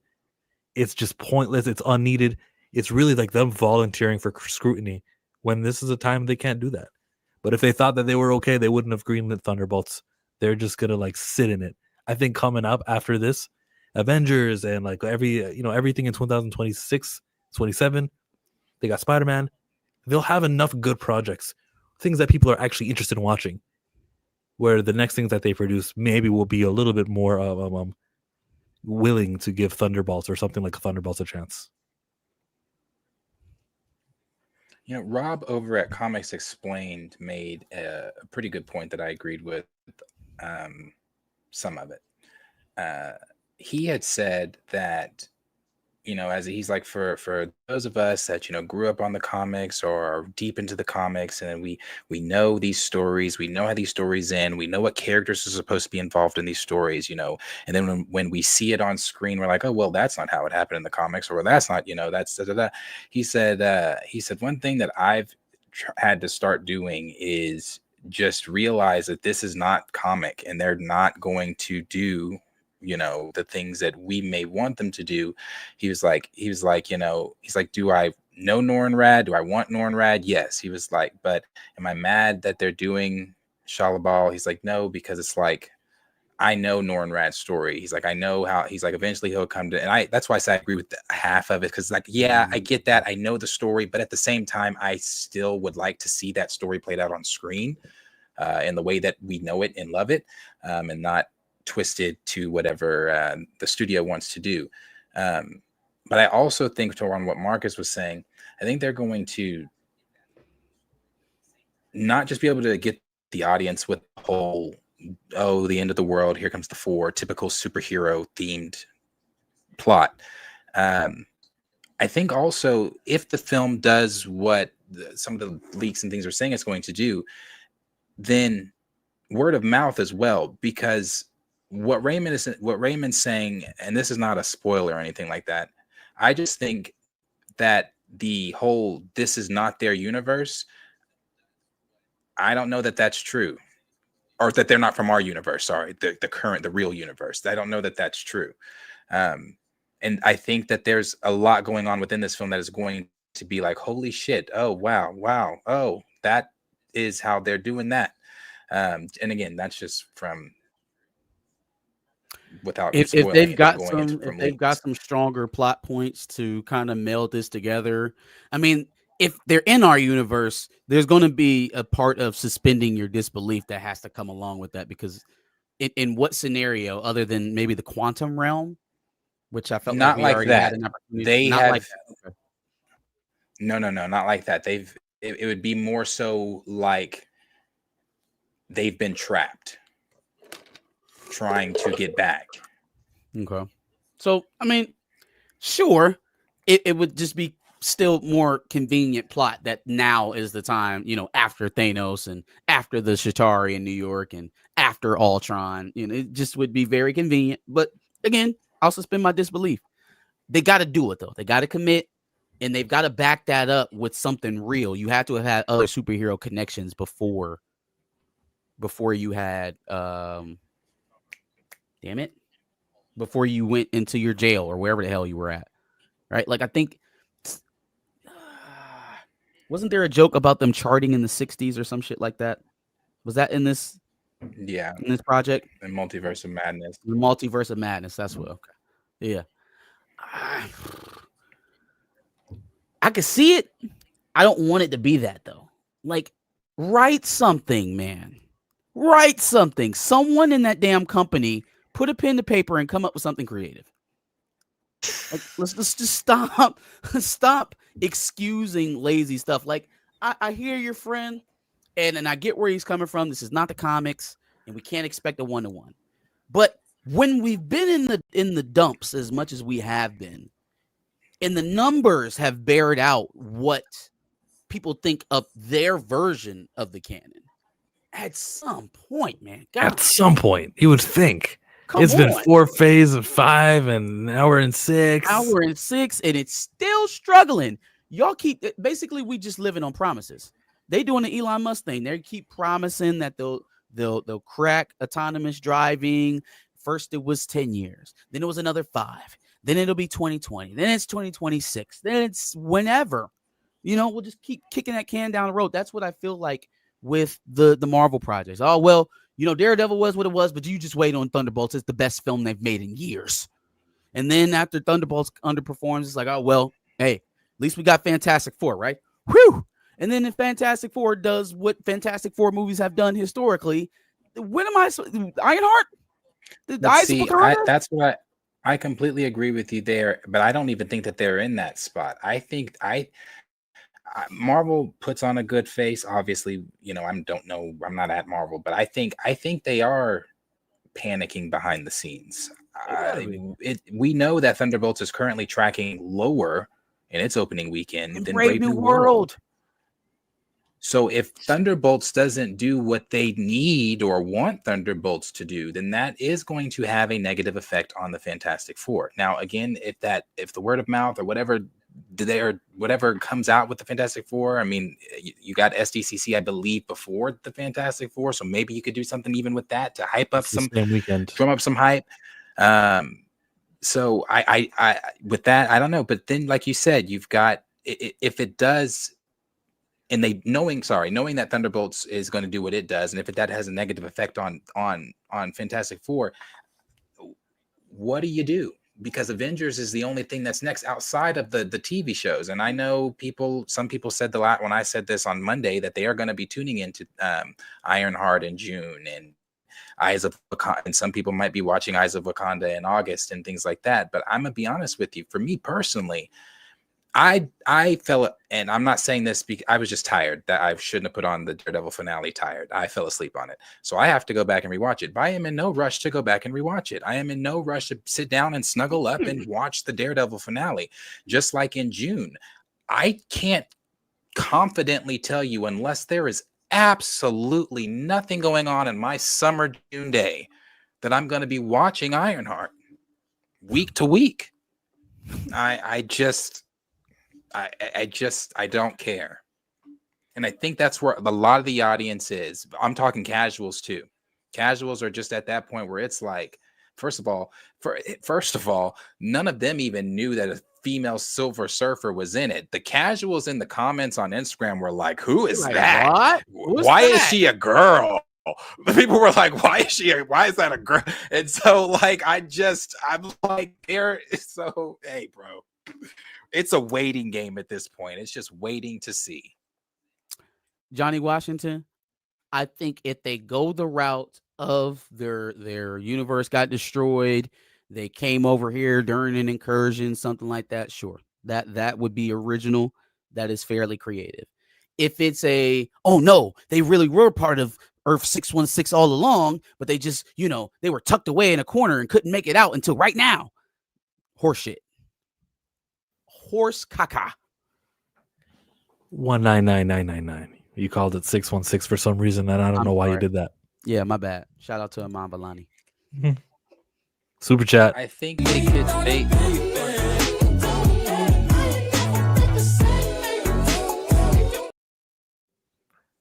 Michael Nemo, $2. He says, put up a poll. If you could only see one, would it be the Fantastic Four or would it be Superman? Ooh. That's up on my channel right now. I asked, winning the poll is Superman. I'll close it in a second, okay? That's a good question. I'll close it in a minute. Or Superman. I'm a Superman hater, by the way. So just, take that into account with my answer. But fudge. Would I rather see? Can I move this Fantastic Four movie into another era of the MCU? Like, can I put it in the middle movie? It's the one that they've got right now, and the hype that you have right now. One ticket, same day. Which one do you go to first? You're with the same guest. It's not I want my kids, I'm with my wife. No, you're going to a movie. Who are you gonna see? What are you gonna see? Fantastic Four. Really? Or I think so. Okay. Listen, I'm not going to see either one of them before I see Jurassic Park, so it's kind of hard to decide. Yeah, Jurassic Park. No, that's not even an option. Fantastic Four. Final answer. Darius, Superman, right? Man, that's tough. That is tough. I don't know. Fantastic Four. We forgot about Lilo and Stitch. Lilo and Stitch is going to eat Thunderbolts' lunch. It's probably going to eat some of Fantastic Four's lunch. End of June. Lilo and Stitch comes They're out not 3 even weeks gonna after. have. I'm sorry. They're not gonna have a lunch. There's gonna be no lunch. No one's. Thunderbolts is. Thunderbolts is really going to underperform. Really, like, it's going to underperform. People are going to talk about Michael B. Jordan's new movie Sinners, and they're going to talk about how successful it was and how it's the one you can't miss, and that's going to eat into some of Thunderbolts. The other part that eats into Thunderbolts is Lilo and Stitch and A Day of Reckoning, Mission Impossible. Damn, Ricardo, you think it's going to flop? That's what I think. The last Thursday we talked about Thunderbolts, I said that. Everybody's like, "Oh, Thunderbolts May 2nd." I'm Lilo and Stitch May 23rd. That's I'm my going to most go see Lilo anticipated and deal Stitch. for May. I'm trying to see Lilo and Stitch. That looks really good. Why would they do that? Why would they put them out so close to each other? Lilo and Stitch might hit a billy, y'all. I don't know what y'all talking about. Lilo and Stitch flopping. Lilo and Stitch ain't smelling a flop. Yeah, it's definitely not It's flopping. not at all. If they out there going crazy over Man. Frankenstein, chicken, whatever the hell that shit is, man, what do you think they're gonna do for the little blue thing running around all over the place? Like Tina said, two different target audiences. You're getting The Minecraft audience. our generation. No. I think she's talking about Thunderbolts and Lilo and Stitch. Yeah, for sure. But as far as like you're hitting people from our generation as well. That's like Marcus now has kids. When he saw Lilo and Stitch, we were in I don't know, elementary, middle school when that came out. So now he's taking his kids, people that watched it for the very first time. Yeah, Lilo and Stitch is one of my favorite animated Disney films. So I'm there day damn one. It worked for Lion King. It worked for the Aladdin movie. mm-hmm. Those kids are now adults and they want to experience it with their kids. Why wouldn't Lilo be the same way? Ohana means family, bro. Oh, I'm not mean family. Didn't Mufasa do Billy? I don't know if it made $1 billion, but it made a lot of money. It made like 700 million, maybe. Let's check it out. Mufasa. Yeah, Lilo, like Tina said, Lilo's making bang. 721. I think so. Like Johnny Washington said, we're gonna eat that up.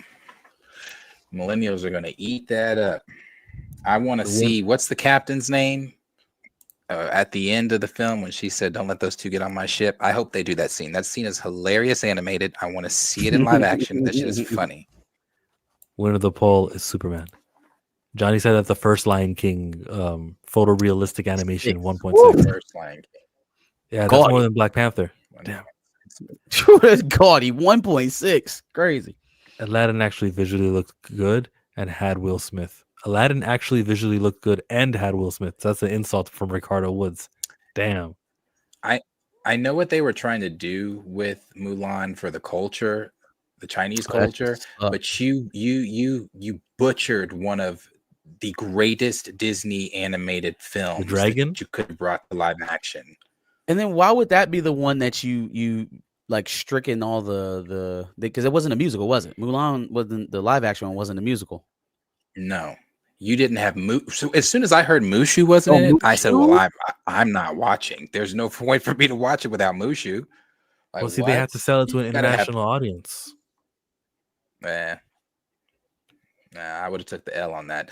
You got to have Mushu. You got to have Cricky. You got to have the horse. Forget the horse's name. Kept calling her the cow. He says, "Shame, dishonor on you, dishonor on your cow." Like, you take that scene out. What? Nah, bro. Nah. They like that. I've never even seen that Mulan live action movie. It's not great. It's not great. Yeah, I won't be watching. Next up, important news, guys. The illustrious, 95 years Academy Awards. They've been going for so long. And now, finally, they've introduced a new category. It's going to be for the best stunt. the Tom Cruise Award. You see, they chose his final Mission Impossible to do this. Every voter in that academy will have a bias to vote for Tom Cruise. He's not going to lose this one. He's going to deserve it. They're going to say he won unanimous vote. They're going to tell you exactly how badly he won this. I think that it's a needed category. That's all jokes aside. This is something that is actually relevant to film. We don't really highlight the stuntman because the thought is, well, let the stars get all of the praise because the stars are the ones doing the movie. And they even lie sometimes about, oh, I do my own stunts. Every actor has a line like that. The Rock used to say it all the time. Oh, the body double, he's just there for to stand in for things, for scenes. But I do all my own stunts. Now we can finally give some credit to some damn stuntmen. We can get over that. We know how the cookie is made. We get it. I think it's a win. I know that it's a long ceremony. I just don't watch the Oscars and I don't watch all 4 hours, so it doesn't matter to me. So I give them points for introducing the category, and I know Tom Cruise is going to win this. We didn't even see the movie yet. He always has the little, right before the movie, documentary of him when you can see the wires and everything jumping out of the jumping helicopter. off a mountain or some shit. Yeah. He's always jumping. He's always airborne, and it's stupid. And I think he's going to just, launch his other, before the movie for Mission Impossible, if he hasn't already done it, he'll just do one of those again. And we'll go, oh, yeah, we'll consider this for Oscars, and he'll get it. Didn't he learn how to fly for Maverick? What does that mean? Learn how to fly? The planes, yeah. Learn how to fly for Top Gun Maverick.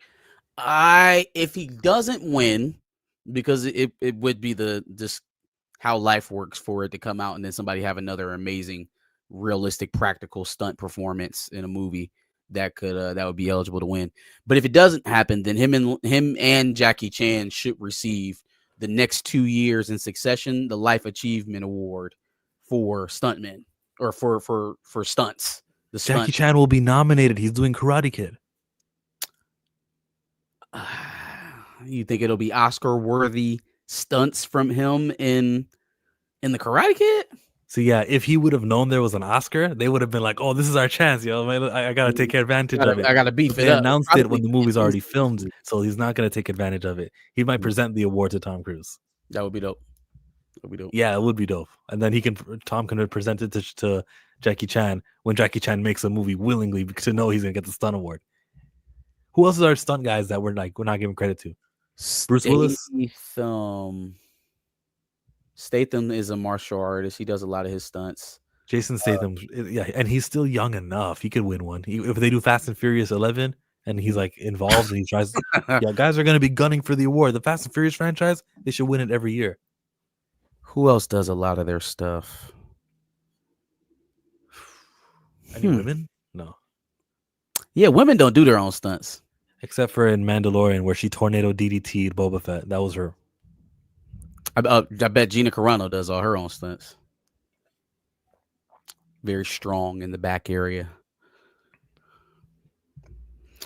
Female stunts. That would probably be the category where they actually have the stuntmen winning, like the actual behind the scenes stunt people. Because I don't think a lot of women do their stunts.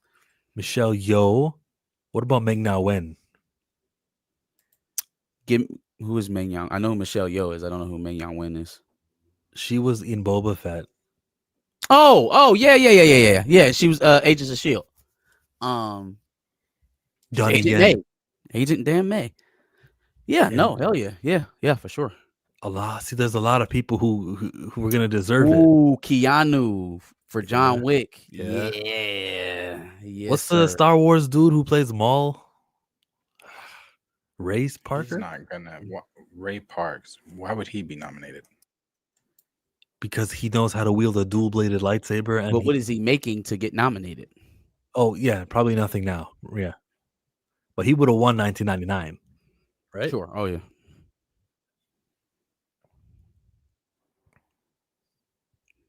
Ray Park. That was quick. I thought it would take a little bit longer to get through that. you know, Darius. You know who does their own stunts on live TV with no safety net in one take? You know who Dare Bear? You know? Dare Bear is I don't know who Dare Bear is, and I don't know. I don't know. It's time for a segment we like to call "Make Darius Care About Wrestling." Hey. So the main event, Darius, Cody Rhodes, John Cena. Who's your pick? Undisputed WWE Championship. I don't know. I'll go with the guy I don't know, Cody Rhodes. That's a good pick. He's definitely gonna have better fireworks.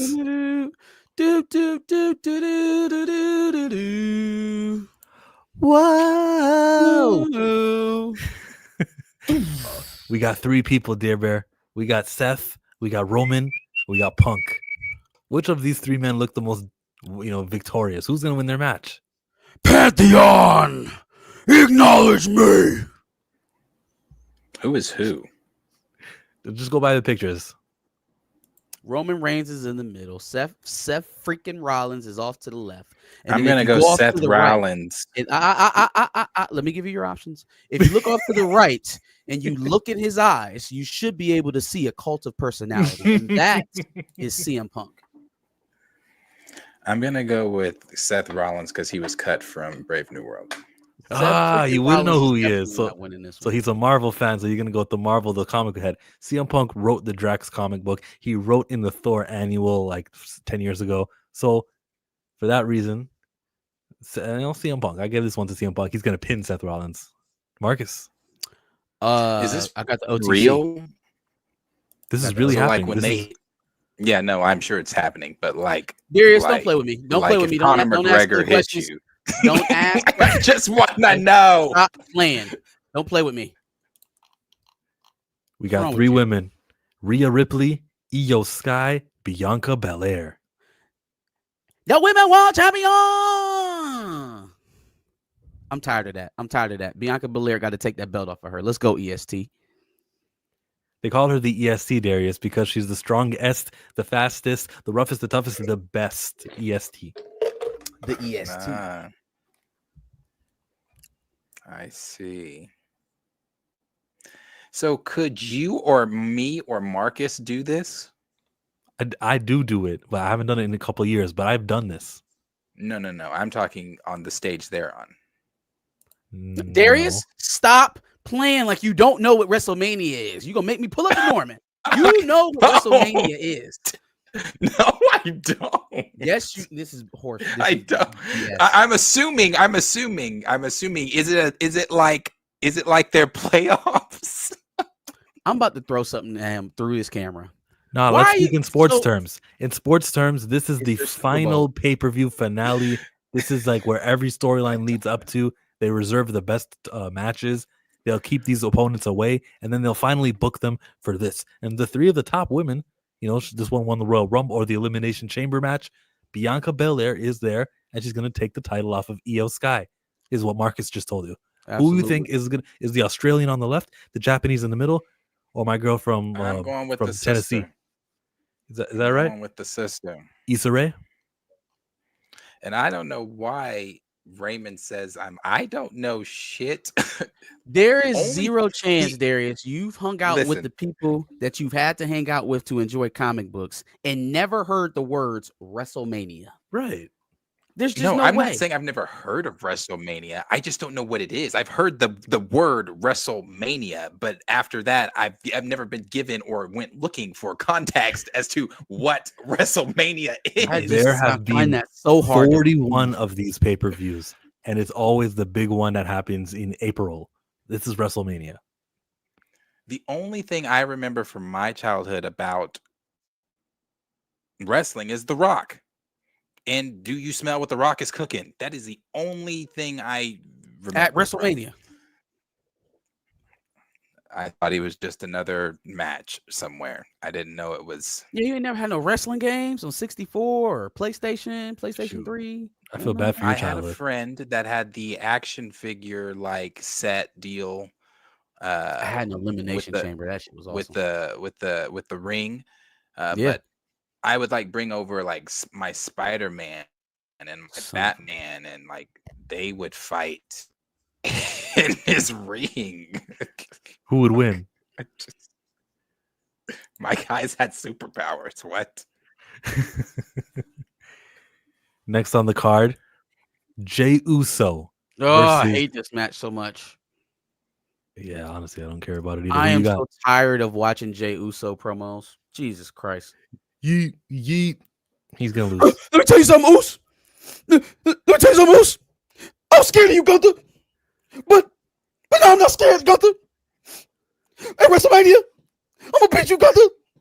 He can't act. Where can I watch this to where I can engage in the conversation after this is aired? Netflix. Go hop on Oh, Netflix and okay. watch the last 3 months of Raw and just catch up. There's 3 months. You don't it'll have be to. quick. It'll No, go you quick. don't got to. Just It'll be watch quick. the important parts. Watch the main eventers. John Cena and The Rock is expected on this. So pull something up on YouTube for me of what I can expect once I sit down to watch it on Netflix, because I need a preview. Like I'm telling y'all, acting like I think I'm joking. No. So not only Like, have I you really never don't. heard, not have you never known what WrestleMania was, but now you don't even know what professional wrestling looks like. Now you've never No. seen. I Raw, know that they SmackDown, do like the WCW, ECW, none of that. yeah. Like the whole chairs and tag man. They go in there and they like, bah, they hit him with the chair. Did he say and come out tag the me in? ring. Yeah, they got tag Don't matches they here. do that? Son of a bitch. Yeah, there's Yeah, tag I was gonna matches. say, We'll don't they get to do one. that? Yeah. Yeah, I've seen it, like, but Another I've never. fight. I can't tell you that I've ever witnessed WrestleMania, and if I did, Okay. it was purely by accident. I didn't know I was watching WrestleMania. Chill, You give me wouldn't. the You would damn know bitch. because you would have to pay for this as a big event, so you would know if you were watching WrestleMania. It doesn't just happen to be on TV for free, like a Monday Night Raw. Who you got, Charlotte or Tiffany? Charlotte. Charlotte. I hate Tiffy Time. She's a cheap Trish Stratus knockoff. I really don't even like her moves, to be honest with you. Let's go Charlotte Flair. Is that a 3 for 3? Charlotte Flair? Sure. I'm You know gonna her go with dad? the other girl just because she's not. Do you know who her dad is, Darius? Who's dead? Charlotte Flair. You mean all the weeks I done played all of the? Where is he? Woo! Ric Flair drip go woo on a bitch. 5790 spent the coupe on my wrist. Multi-million dollar, I'm a fool. You know who Ric Flair is? I was about to say that line don't mean nothing to you, huh? No. Ric Flair drip go woo on a bitch. That didn't mean anything to Darius. I'm watching Charlotte right now fight Tiffany. Okay. And Yeah, that's not the best representation. You talking about when they was like in the crowd and everything? They was kind of fighting through the No, out of the this ring. is WWE SmackDown highlight from April 11th. Yeah. I think that's when they was fighting all over. Again, they've got some matches that are going on here in WrestleMania that the lead up has been kind of lackluster. and that was the point of that, to make you believe they hated each other so that you'd be interested in the WrestleMania match. But I'm not. Okay, so yes, this is essentially what The Rock did. Yeah. The same thing. Yeah, same yeah, company. Literally I've same seen- company. I've seen The Rock do this. So that leads me back to my original question that I'm just asking that Marcus won't let me ask. Because it's Is like this asking like a woman if Conor her weight McGregor hit or you? age. When Fam, Conor McGregor hits you, it's because he intends to win this fight. When the wrestlers hit you, like When they hit Logan, you. they want to put on a good show. yes. Okay, that's where I was trying to get to.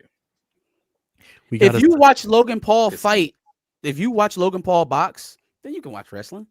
yeah.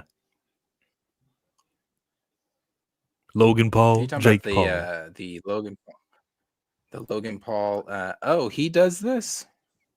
That's I didn't him. Yeah, know I didn't know want to the Paul say brothers did AJ that. Styles is going to win this one, but it feels like Logan's been getting a bit of a push. Seems like he's on an ascension Let me a see little him. bit.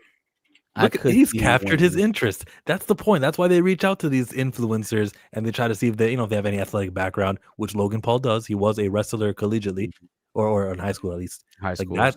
High school wrestling. He was a Ohio state champion or something, right? Something like that, I guess. Maybe he's not. I'm adding a little bit too much to it. Oh, is he? I was about to say, I have no clue. I didn't even know. I was just going to let you have it. He did something in Ohio. However successful he was, who knows? But he's got wrestling, and while it is a different sport, it's still gonna translate over. And he was a good wrestling in WWE pro wrestler, so he will win this match against AJ Styles. There will be a stunt, Unfortunately. and yeah, there'll be speed or Kai Cenat. You know, it's Kai's turn now. I don't think they can't spear Kai though. I wouldn't even feel comfortable doing a wrestling move on Kai. He's too small. I feel like something would legitimately go wrong. Like even with speed, that shit with Braun Breaker, man, I gave him props for that because he really tore him in two. There's only so much you can take off of it and make it look like that. So, you know, shout out to him, but I would be legitimately scared for Kai. Okay, I got Logan Paul. You got Logan Paul. Champion. Darius. Hey man, what the hell is this? Like, Well, isn't that I think that's the guy I'm watching Logan Paul throw around the ring right now. So I guess I would go with Logan Paul. Easy pick. Now we got 4 men. See, when 4 people wrestle, it's called a fatal 4-way for the Intercontinental belt. It's less prestigious than the world title. Which of these 4 men captures your interest? Definitely the dude in the bottom right. Penta. So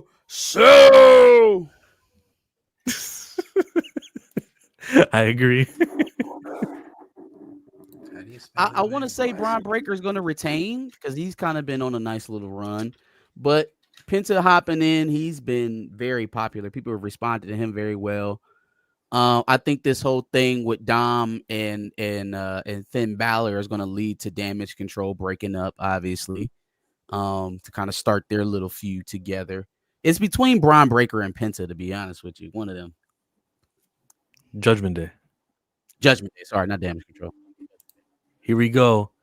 This one's LA Knight, and this is Jacob Fatu. You know what I mean? See, I'm torn because I know where it's going. I just don't want it to go that way. First of all, it's too many of y'all. Second of all, I needed this to be Braun Strowman. I've been looking for Braun Strowman to get back and catch these hands on somebody, and they didn't let this man get his little fluke win on the last man stand match to fight LA Knight at WrestleMania. It all kind of feels a little sudden, but I'm thinking it's going to be Jacob Fatu. It's going to be the werewolf. You never bet against The Rock's cousin. It's Jacob Fatu. You don't bet against them damn Samoans. They ain't going to be there for sure. Darius, Samoan? Mm-hmm. That's what Professor Film Fan says. Yeah, It's unanimous. size. Easy. Jacob Fatu. Now here's an interesting match. We have Rey Mysterio of San Diego, but a Mexican, and Could have done without this. and El Grande Americano from the Gulf of America. What's that man real name? Call him by his real American name. What is it? I don't know why I want to say Chad Powers. It's not Chad Powers. It's Chad Gable. Chad Gable. There you go. Chad we got, goddamn Gable. I think he's gonna get his mask torn off in this match, and it'll expose him for who he truly is. Mm-hmm. Rey Mysterio. Rey Mysterio in 5. No, I got Rey. The guy that Rey. looks like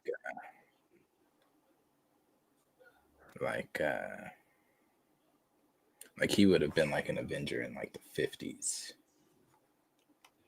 What would have been his name, Darius? I don't know, Hawk something. The American asshole. That's what I would have called him. We'll see how that turns out. Something. Here we go. You know Storm. You know Naomi. Jade Cargill versus Naomi. Quietly, dark horse for best match of the night. Dark horse for best match of the night right here. I'm going to call it the best feud of WrestleMania. Sure. Yeah, this is the only beef that's been brewing for months leading up to WrestleMania that I actually believe, that actually feels legit. You know what I mean? Like the rest of it just feels very manufactured, kind of pushed. Let's get as many faces as we can into these matches. That's where all the fatal 4-ways and triple threats are coming from. This feels like they took their time. There's actual history here. It feels like it has a future after WrestleMania. Dark horse for match of the night right here. Jade Cargill versus Naomi. They spent all that money to hire Jade. She's not losing at WrestleMania. She's definitely not losing. She's definitely not losing. Now, what's interesting is who moves on to Bianca after this match? Because one of them is moving on to fight Bianca. Don't make no mistake. Is it going to be Jade? Does she play the angle of, no, the only reason why I got hurt is because you was messing around with Naomi. I'm cool. Leave me alone. Or is it Naomi? Yeah, I put Jade down. Now it's your turn, Bianca. I like the second one of those better. Naomi can fight Jade and be upset with each other without her losing this match. I think you got to protect Jade Cargill, the investment that she is, and she's younger too, I think. Yeah, no, sure. She can absolutely lose this match. I'm just saying, where are they going to take it? Because I think it's clear that Bianca's going to be taking a heel turn here post WrestleMania. So then who is her next target? Like, what's the next conflict with her? Is it Naomi? Is it Jade? Does it fuck around and be both? That would be a crazy twist of fate.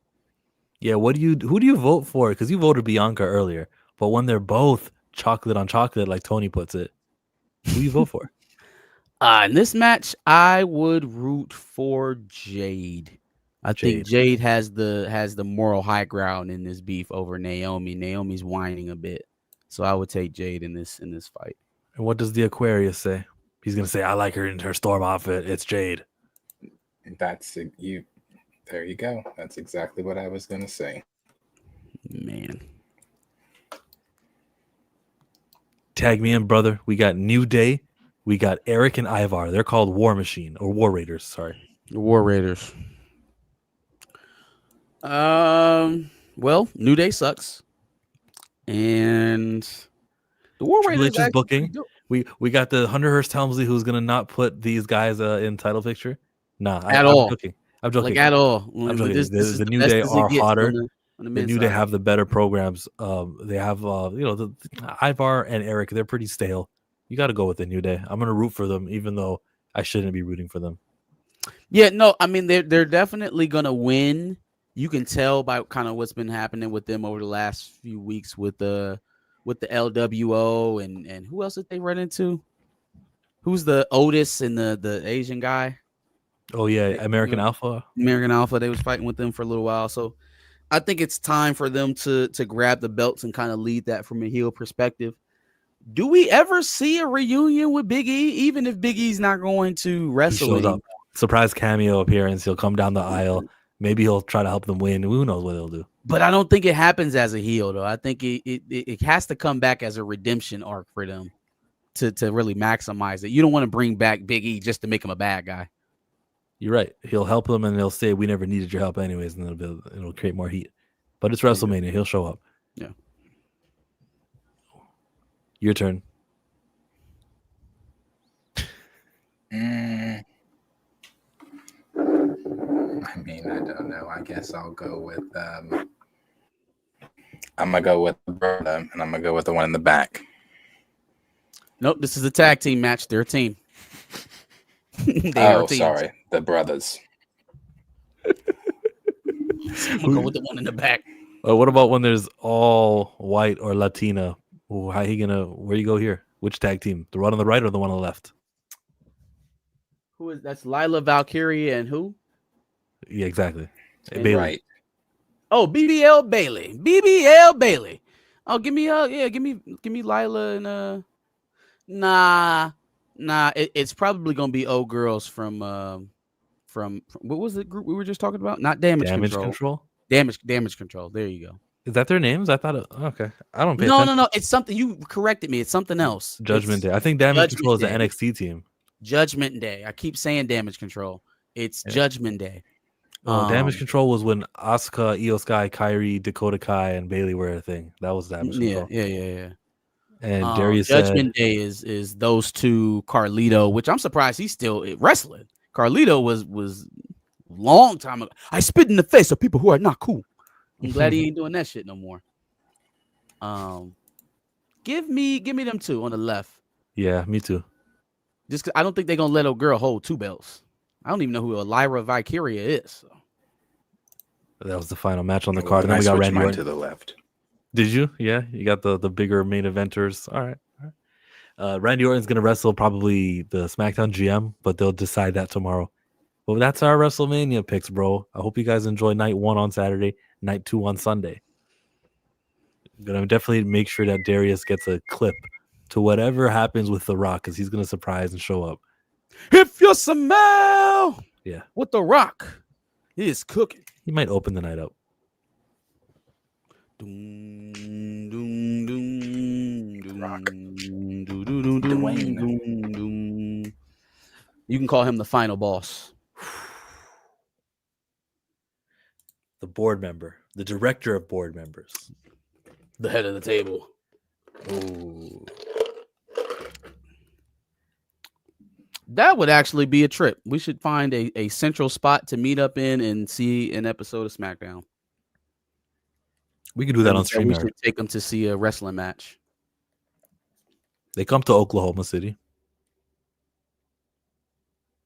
What happened? Are you talking about taking me to a WWE like WrestleMania match?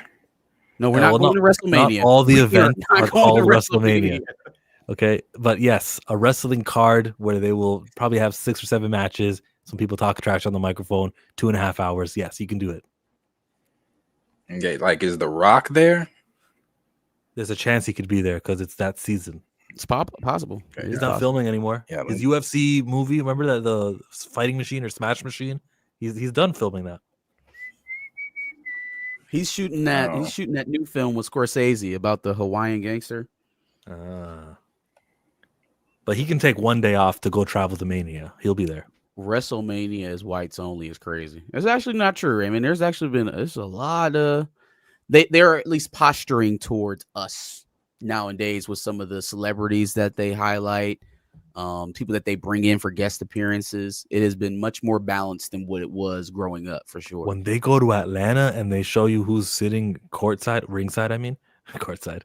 They got Killer Mike and they got like 2 Chainz, and it's amazing. Yeah, it's completely flipped. Wrestling used to be very much so punk rock. It was a very much punk rock thing, and there wasn't very much room aesthetic wise for anything outside of that, and it kind of slowly built its way out over the years. Is The Rock going to be there? Brian Fisher. He does sound like a kid. Is The Rock going to be there? Yeah, he'll rock bottom somebody for sure. Man, what I would pay to see The Rock give a rock bottom people's elbow live? Oh man, take all my monies. How much more we got to talk about tonight? I think we're done, and we did it in 2 hours. No, we didn't do Snape. There was. Oh yeah, Snape. We're not done. That's official. Snape. Yes, it is official. A few days ago, HBO Max put out, why do I always do that? HBO put out the casting thus far for the Harry Potter HBO Max series. I liked again, I don't know who some of those actors are. I do know who is playing Dumbledore. I know who's playing McGonagall. Jeanette McTeer, I think is how you say her last name. Janet McTeer, who's playing McGonagall. I think that's the one for me. That's I think she's gonna kill that. I really do. She's great. I think she fits. They just need to cast those kids. As far as Snape goes, woo, sheesh. I saw somebody say the only way they can right this wrong with Snape is if they make Harry black, so they don't. So when James bullies him, it's not racist. And I said, oh my goodness. You should have told them, hey, you stole that take from Marcus on the Pantheon / back of the bus. You stole it. Okay. I said that too. Well, I said in my stream on Monday, I said Marcus was the first person I heard bring this whole thing up, and I didn't even think about it when you brought it up that first time and anything like that. But yeah, that is true. You know, there's a possibility where I don't think let me put it this way. If they do that, the show is absolutely, positively, without question, dead on arrival. Dead on arrival. There's no question whatsoever. So you're saying if Harry's black, then James is black, not Lily? So we are getting beige. We would be getting beige Potter, but James would be black. I mean, but if Lily's, what are you saying? Lily be white? And then we got the 2 black students at Hogwarts bullying each other over a white girl. So either way you spin it, it really doesn't work. Either way you spin it, it really doesn't work. Yeah, so you either got the 2 black students fighting each other over Willie Light or Lily White, Lily White Potter, or you've got black guy bullied by white guy to take black girlfriend away from black guy. Yeah. Oh, this is gonna be fun. But don't you feel seen? No, not in the least bit. Not in the least bit. But it will be interesting Yeah. to see the engagement online. Beige Potter, man, how did we get to this point? Well, it's still not that bad because we don't know what the results are. This is a lot of speculation. Only thing we know right now is that Raymond, Snape is that black. is not true. No, That is not true. No, I'm saying what Raymond said at the top, saying Harry being black actually makes the series a success. No. This is like a Star Wars or like a Lord of the Rings, or this is a franchise that is already pre-established, that fans have a pre-established connection with. These were books before they were movies. The people love these books. Some of them went on to love these movies, and then you found a newfound audience that didn't even know about, or weren't reading the books like myself. I didn't read the books prior to watching Harry Potter. So you make your main character, you make Harry black. Yeah. Okay. It'd be disastrous. It'd be disastrous. And I would feel so very sad for the whatever kid gets cast as Harry. Just like somebody said on Twitter, I feel sorry for whoever his name is that's cast as I can't pronounce his name. Cast as Snape. He grown because he grown. Papa, his Papa grown. Yeah, his it's like Moses Ingram though. His DMs are going to be filled with all types of shit. I would about definitely suggest you hop off of socials before the premiere for sure. I was about to disagree with you when you said it's like Moses Ingram, but no, I know what you mean. Just the DMs part of it. But unlike the DMs part, my boy from the Government Cheese comedy show, which is coming on Apple TV, unlike David Oyelowo, Papa chose this. He chose to take this role. Now listen to this answer.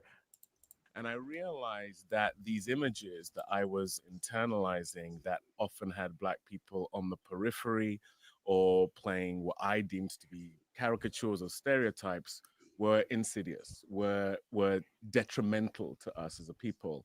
And so having moved back to the UK, becoming an actor, I felt that if I'm not part of the solution, I'm part of the problem. And Bingo. So I've definitely gravitated towards roles and projects that mean that I am trying to change what I saw growing up. I'm trying to widen the aperture and contextualize who and what we are as Black people. And when you play Severus Snape, you're just maintaining all the white characters that are white without adding anything to the culture. You're using your talents.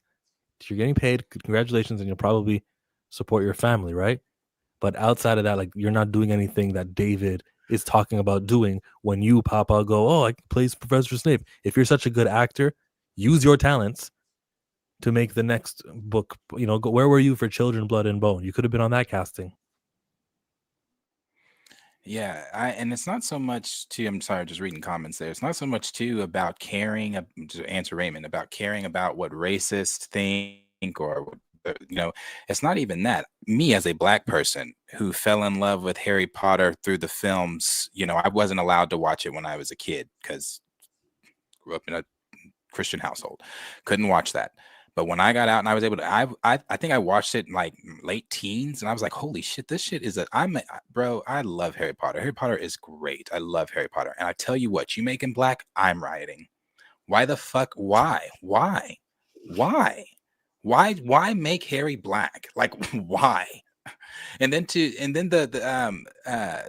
what Not Again 90 said there about, you know, hopefully not just using these purposefully using them to make them bad. I would think, you know, I think the bigger we'd have a bigger conversation at play if you're doing that, because like, why would you waste time, money, talent to push some weird let's make them Black and then let's make them bad? You're spending all that money, all this time, all this talent, like that'd be a waste. It'd be a larger conversation at play. I don't think it helps the property get off its feet. I don't think it helps anybody involved to start with this level of controversy for something that you're making a concerted effort to do. You don't just wake up and cast the black guy for Harry Potter and not think about all of the Thanks. I the mean, uphill, the uphill. Well, first of all, the things narratively that you'd have to change to fit the character. That's the biggest thing, right. is that you have to change the And story materially to make it work, is the biggest part. And then the second part is the reaction. You can't blame people for not getting what they expected and being upset. Like, it just, they came here for something. People went to Snow White to I go agree. see a damsel get saved and a wicked witch get defeated. And instead, they got Gal Gadot and the most hideous Bob the world has ever seen. Hell no. And the Yep. champagne. And then to what I'm just kind of going back and forth reading everybody's, but Rand's talking more there to that part too. When you said you can play fictional characters, okay, but then when they tell us why can't Ryan Gosling play T'Challa, then we go in talking about, oh well, because narratively and where he's from and all that kind of stuff and blah blah blah, it wouldn't make sense to the character. Same thing with Harry. If you make Harry black, like Marcus said, you have to change things. So if we're okay with that, then why can't Ryan Coogler pop out fucking Matt Damon as T'Challa? Now, Right, I understand why exactly. you No, created the I metaphor. agree. That would be a good Elseworld multiverse cameo. Just, hey, leave Wakanda alone, dude. And they just cut off to another variant. That'd be funny. I understand the metaphor. If we're talking practically why it's not the same, we don't need. we don't have to really- explain that. We don't need to do that. Yeah, we don't need to do that. We don't need to do that. Look, Harry Potter, good luck. You're supposed to go Yeah. 8 seasons, and if this gets canceled at 3, we won't be surprised. Darius, what were you saying? I was again what Raymond said.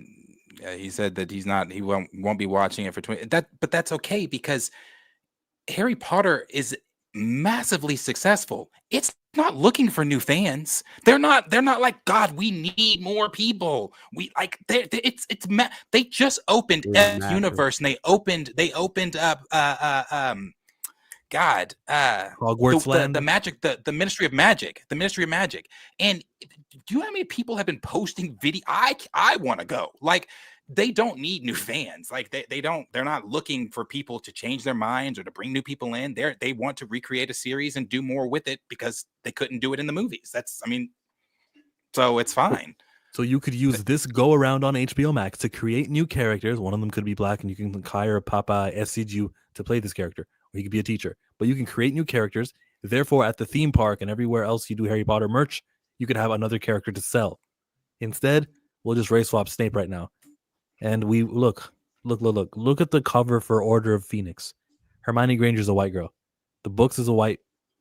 The movies was Hermione Granger was casted by Emma Watson, was white. And then in the play, The Cursed Child, they hired a black woman to play her in the theatrical play. Oh, and now this is the HBO series, and they're going to cast somebody white again.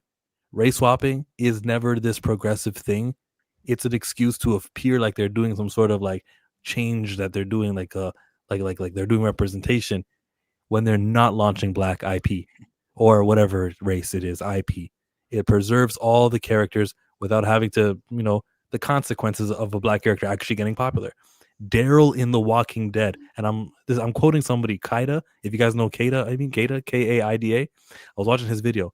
Daryl in The Walking Dead is not a Walking Dead comic book character, or his brother Merle. They invented that for the show. We're like 10 seasons later, they're the best characters on the show. Everyone loves Daryl, and it's because Daryl.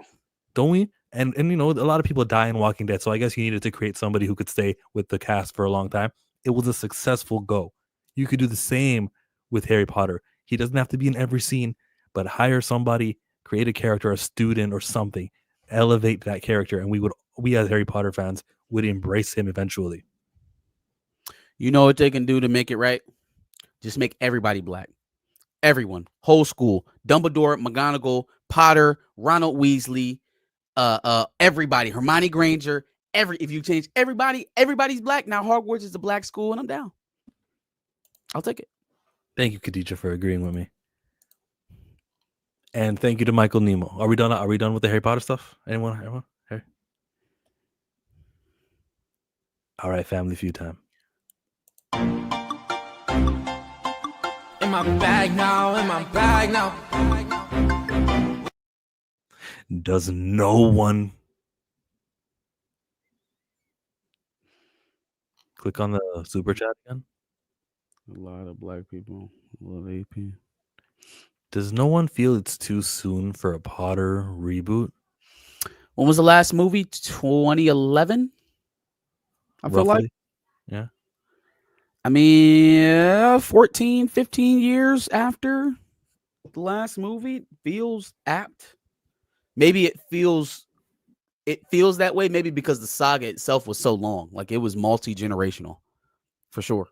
I started watching Harry Potter in 2001, 2000. 2001. I was in first grade when the first Harry Potter came out. And if you were a book reader, you had been reading several years in advance to that.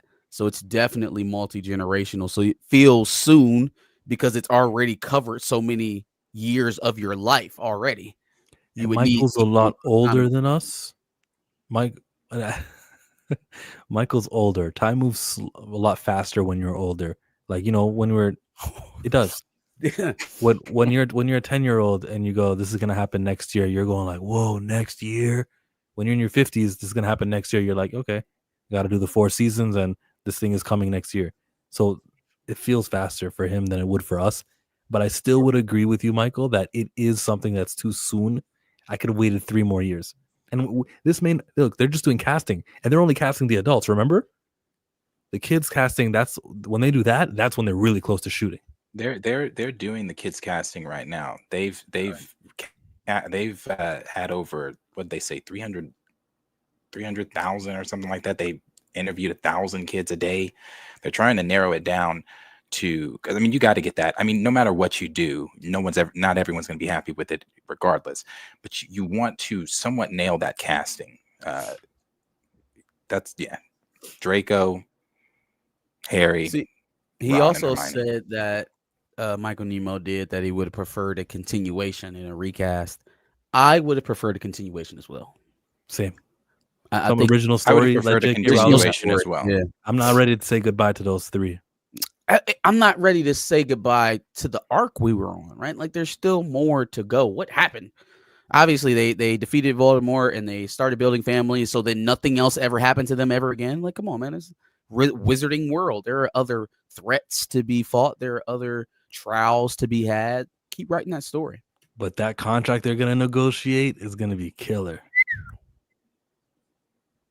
But I think that's what somewhat of the point of the series is. I think they are, if it is successful, they are going to go past 9 from the movies and expand on it from my understanding of what they're doing. They're supposed to show more things that wasn't in the books and things like that and blah, blah, blah. But as far as like the Harry Potter series and everything like that goes, I think even with, it's like we were talking about with Lilo and Stitch. You've got people that are fans of Harry Potter that have kids, and since 2001, their kids have had kids, some of them, and it's like, you've shared that now with 3 different generations.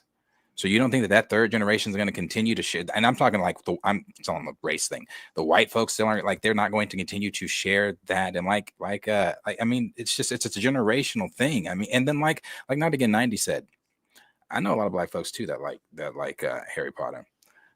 There are a lot of black Potterheads out there that do like it. And if J.K. Rowling had any stain, and she does, I'm not going to say what she said, didn't put some sort of stain on the franchise, but not really, because again, epic universe. Look at how many people right now are flooding in and out of the Ministry of Magic to go have the Harry Potter experience. I mean, and then the original cast just did what, 2 years ago, the reunion. Yeah. Harry Potter is a magical experience, and unless you really get into it and experience it like that, her comments on that don't take me personally out of the experience and magic of Harry Potter.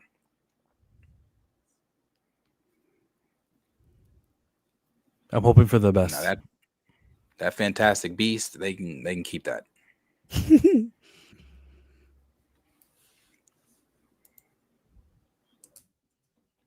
You wanted to mention Ianu?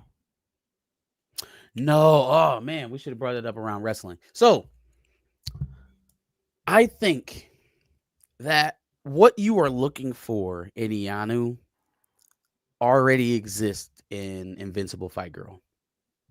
Oh, I think everything you're looking for in that TV show is right there in Invincible Fight Girl. I watched, there's only 9 episodes from season 1 on Max right now. I'm on episode 9 as we speak. I'm blown away, man. And I'm trying to give Ianu a chance. Obviously, I'm going to continue watching and reviewing with you, whatever. It's already there. Invincible Fight Girl is already there.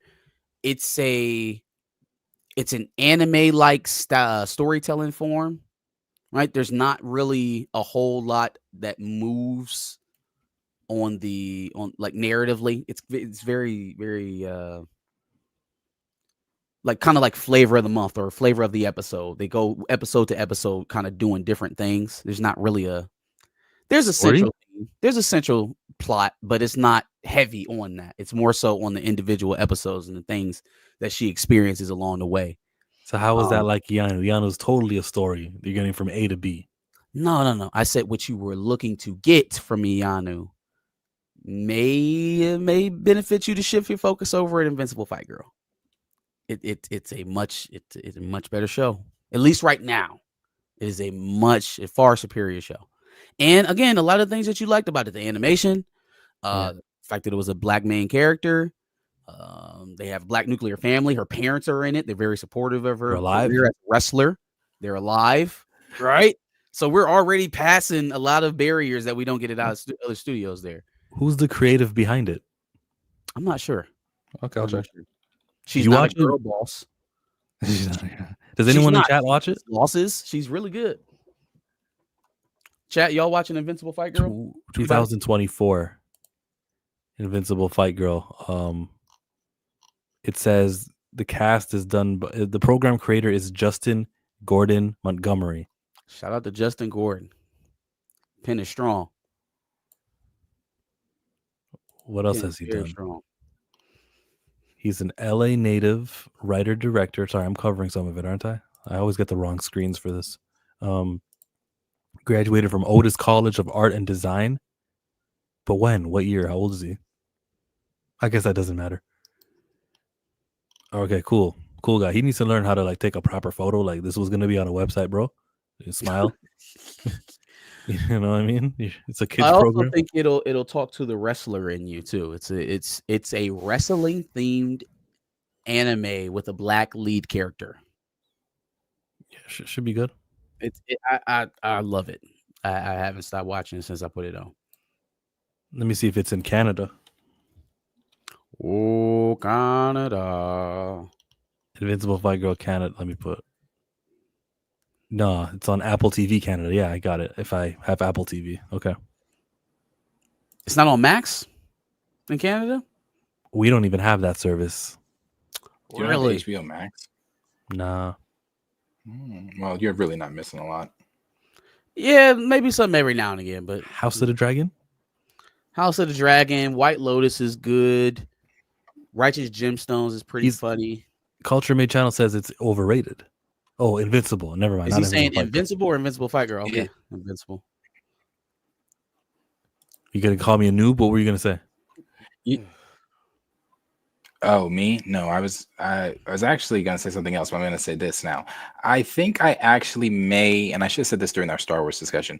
I think I'm thinking about it. Whew, gosh, I might watch Andor because Tony Gilroy, and I'm expecting nobody but possibly maybe Tarkin or maybe Leia. But that one part in Andor season 2 trailer they released where I don't even know who she is, the Imperial or the guard. Imperial officer, rather, sorry, is being choked out, and nobody else can be doing that but Vader.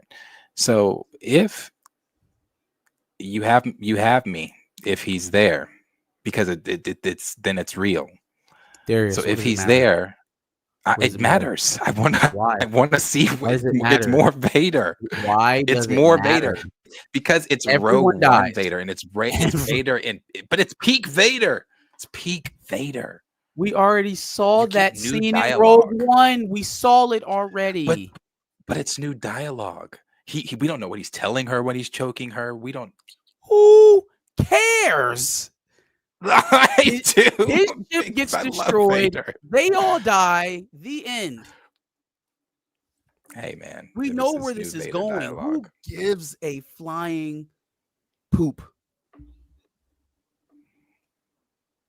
I'm watching for one the day I'm Vader going to scene sit if he's down with there. the Andor watcher, and they're going to explain to me why that show is so popular. Yeah, I still agree. But if he's there, maybe I'll just watch the clip. But if he's there, it would be like if you shot a movie, or excuse me, shot a TV show for 2 seasons over the 3 months leading up to the final battle in Endgame. So like when he was still doing therapy sessions with Russo brothers and shit, and you know, Black Widow was running the Avengers on Skype calls and shit. Yeah, that if you did a 2-season TV show on that, and then got all the way up into the fight where the portals are opening up, and then that's the end of the series. hey, listen. I know they're gonna die. I don't care about them. Yeah, they're all gonna fucking die. Notice I said Vader. I don't care about them. I just want to see what he's doing. But what culture the Culture Made channel asked me, did I see that Star Wars series doing? Yeah, he's been making that for quite some time. He released that first few clips of it, so I'm very interested to see all the hard work he's put into it. That's the one with Mace Windu, isn't it? Mm-hmm. He said he had to start it over. He said that the people he was partnered with first, and it was all a waste of money and time, and he's got to kind of start from scratch. And it's embarrassing to say that, but he will. Sure wish I had that kind of. Yeah, I watched that. When I watched the video, I said the same thing. I said, you know, when he was, I was like, God, that is. But he worked for that. Worked very hard to get where he is. He did work hard for it. And then lately, though, it's every Wednesday or Monday I turn on my screen, complain about what's wrong with Star Wars for 2 hours with a couple other YouTubers. Henry has a theory. He hates Star Wars. Henry says he's always hated Star Wars. Henry doesn't think he actually likes Star Wars. Remember my wager that Andor season 2 was going to be higher rated than Daredevil season 4. Yeah, you did say that. That's nuts. And I said I was with you because I said all the Daredevil people who are supposed to be the fans for that, they've already unsubscribed. So all the Andor people, they're still there. Give me more, Kathy.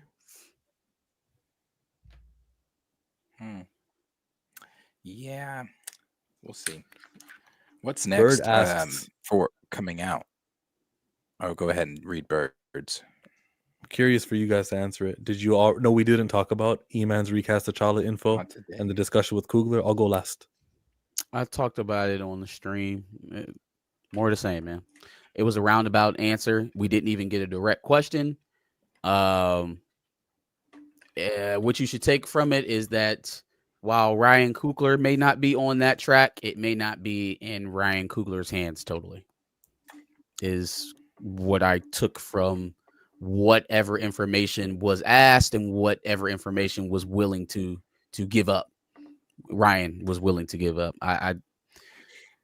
He's not going to. If they leave it up to him, it's not happening. If they strong arm him, or if the Russos get first swing, then just that's how businesses work. That's how big business works. But somebody's going to have to do it for him. He's not going to be convinced. He's not going to be peer pressured. Don't even have social media. Like he just hops back into the ether whenever he has something to promote. So after Sinners has its run, we ain't even gonna be able to touch this man until he's talking about Black Panther 3. But isn't Proximity Media doing production on Ironheart? So there are a lot of times, like, I mean, Nate Moore's name is all over these projects as an EP. I don't think that he's there every day on these projects. So maybe that was one of the, well, you know what? No, because that's one of the projects I think Ryan Coogler was contracted to do along with the Eyes of Wakanda. That was one of the last things in his contract. Black Panther 3, Eyes of Wakanda, and then Ironheart is probably the last thing on his deal. So maybe he does have a heavy influence into it. But that's not, I don't know, it ain't really changing anything for me.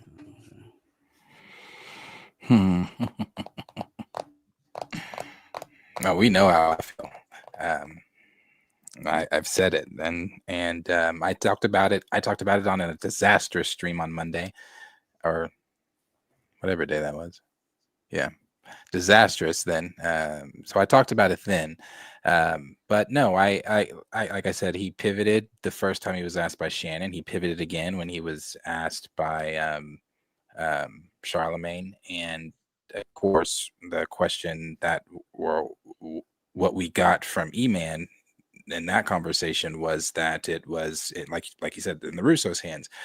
And as I said on Monday, if it's in the Russo's hands, that is a hopeful thing, possibly, if they are actually going to recast T'Challa. If they're listening to E-Man the first time he spoke to them, when he showed them the panel and they were like, oh, thank you for showing us this.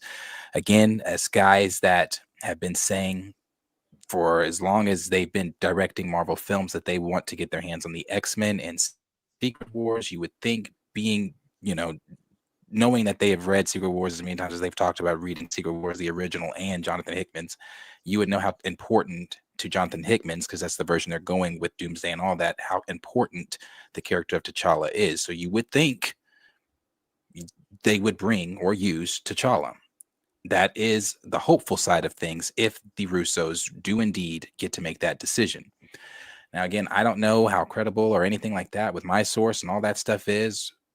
Again, you know what I was told, that Eyes of Wakanda is seemingly important to usher in a recast. On top of that, if the trades don't get to it first, then they're going to announce a recast of T'Challa, supposedly, at Comic-Con. If the Russos are at Comic-Con, I mean, I don't know. As I said on Monday, what a way to blow up Comic-Con, because that would be a way to really just be like, holy shit. But as of right now, I'm still on the same side of the fence, as I don't see him coming. I don't know. I think bringing attention to the Russos is a futile tactic. Russos didn't have no quote saying that we will not recast. Russos didn't say it was a decision that we made in minutes. Russos didn't say, well, my truth is that Chadwick Boseman is T'Challa. It's not a Russos thing. It's always, they could make the movie with Secret Wars and Doomsday using Black Panther from another universe who really is T'Challa. And then he can say, bye, everyone. I'm glad to have helped in your adventures. And then he goes back to his universe. It's like all attention needs to be on Toussaint and advocacy that kid is not T'Challa. That's where my focus is. Yeah. Yeah. What were you going to say, Marcus? I was going to say, I thought it was strange of him to bring up the numbers. Well, we don't know what the question was, so I don't know if that was relevant to ask in the answer.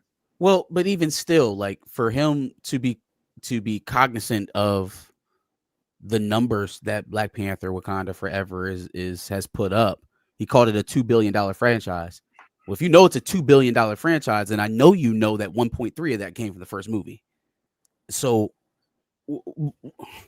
buddy, we're asking pertinent questions here about the future of Black Panther, and you're swinging your meat about how much money you've made off of it.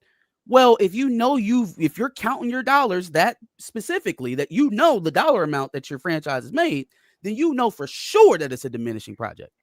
See, I can kind of push that stuff to the back burner for creatives because they're not always, determined by the box office. They don't determine whether or not their art is good based off of that. Not all of them, right? If you jump out your skin and tell me, oh, the stuff that I've produced made this dollar amount and made this much money. Okay. Oh, bet. Thank you for opening that door for me. Because if you look over here, you can see on my chart of numbers that 1.3 is much more than 850. Yes, it is. In Canada too. I'm trying to figure out how you can put that $2 million number in your head and pat yourself on your back, but not realize that it's diminishing over properties and question yourself over why. But the Russos at the moment have more pull than they did before Endgame. In the state that the MCU is in right now, I think the Russos made a decision to bring in whoever and whatever they want, including Black Panther. No, did you hear what I said about they'll bring him in and then there's no guarantee they'll use him continuously. Plus, the movie's already been scripted, and if they're going to use Black Panther or not, that's been decided. Now, what they call Black Panther, that could always change up until release. They'll call him T'Chanda, T'Challa, T'Chaka, T'Child, Toussaint, I think it would be kind of hard for them to go away from him if he pops. So if you get a Wesley Snipes as Blade type reaction, which let's be honest, if they recast a character named T'Challa too much of an open door. If they recast T'Challa, I said a character named T'Challa. Yes. If they recast T'Challa, it's going to pop more than Wesley Snipes' Blade. And at that point, they will have put themselves in a pickle where let's send that guy back to it'll pop next more universe than the RDJ announcement. It absolutely will. So now we hear them, we see them just putting that in the corner and saying, no. Ryan got first swing. Really? And we just talked about the state of Marvel, right? And how much leverage, like Raymond said, the amount of leverage that they have now, that's not for nothing. That's because of the shit that they've been putting out. Not really in a position to play hardball, especially when something's popular. The question just overall remains, and again, this is why I said we just have to honestly wait to see, but the question just remains where Marvel Studios is on continuously tying Chadwick Boseman to T'Challa. Are they ready to stop doing that? Yes. And actually recast the character? Or are we still mourning 5 years later? Not saying that you can't, but I'm saying as a studio, I'm not even getting into that part. Are we still mourning Chadwick Boseman and still tying him selfishly, weirdly, morbidly to this character? That's what has to, because we just have to know. We don't know right now. We don't know. All we are, I like the conversations we have. We get to speculate and have the things and people come in and say, but right now, until Marvel Studios gets out here and says, you know what, we're doing it. Well, Darius, first they've got to be asked if they're doing it. And E-Man literally did not ask. He said, I already know. Nate Moore already knows what I said. I talked to Nate Moore already, bro. I'm not asking. What do you mean?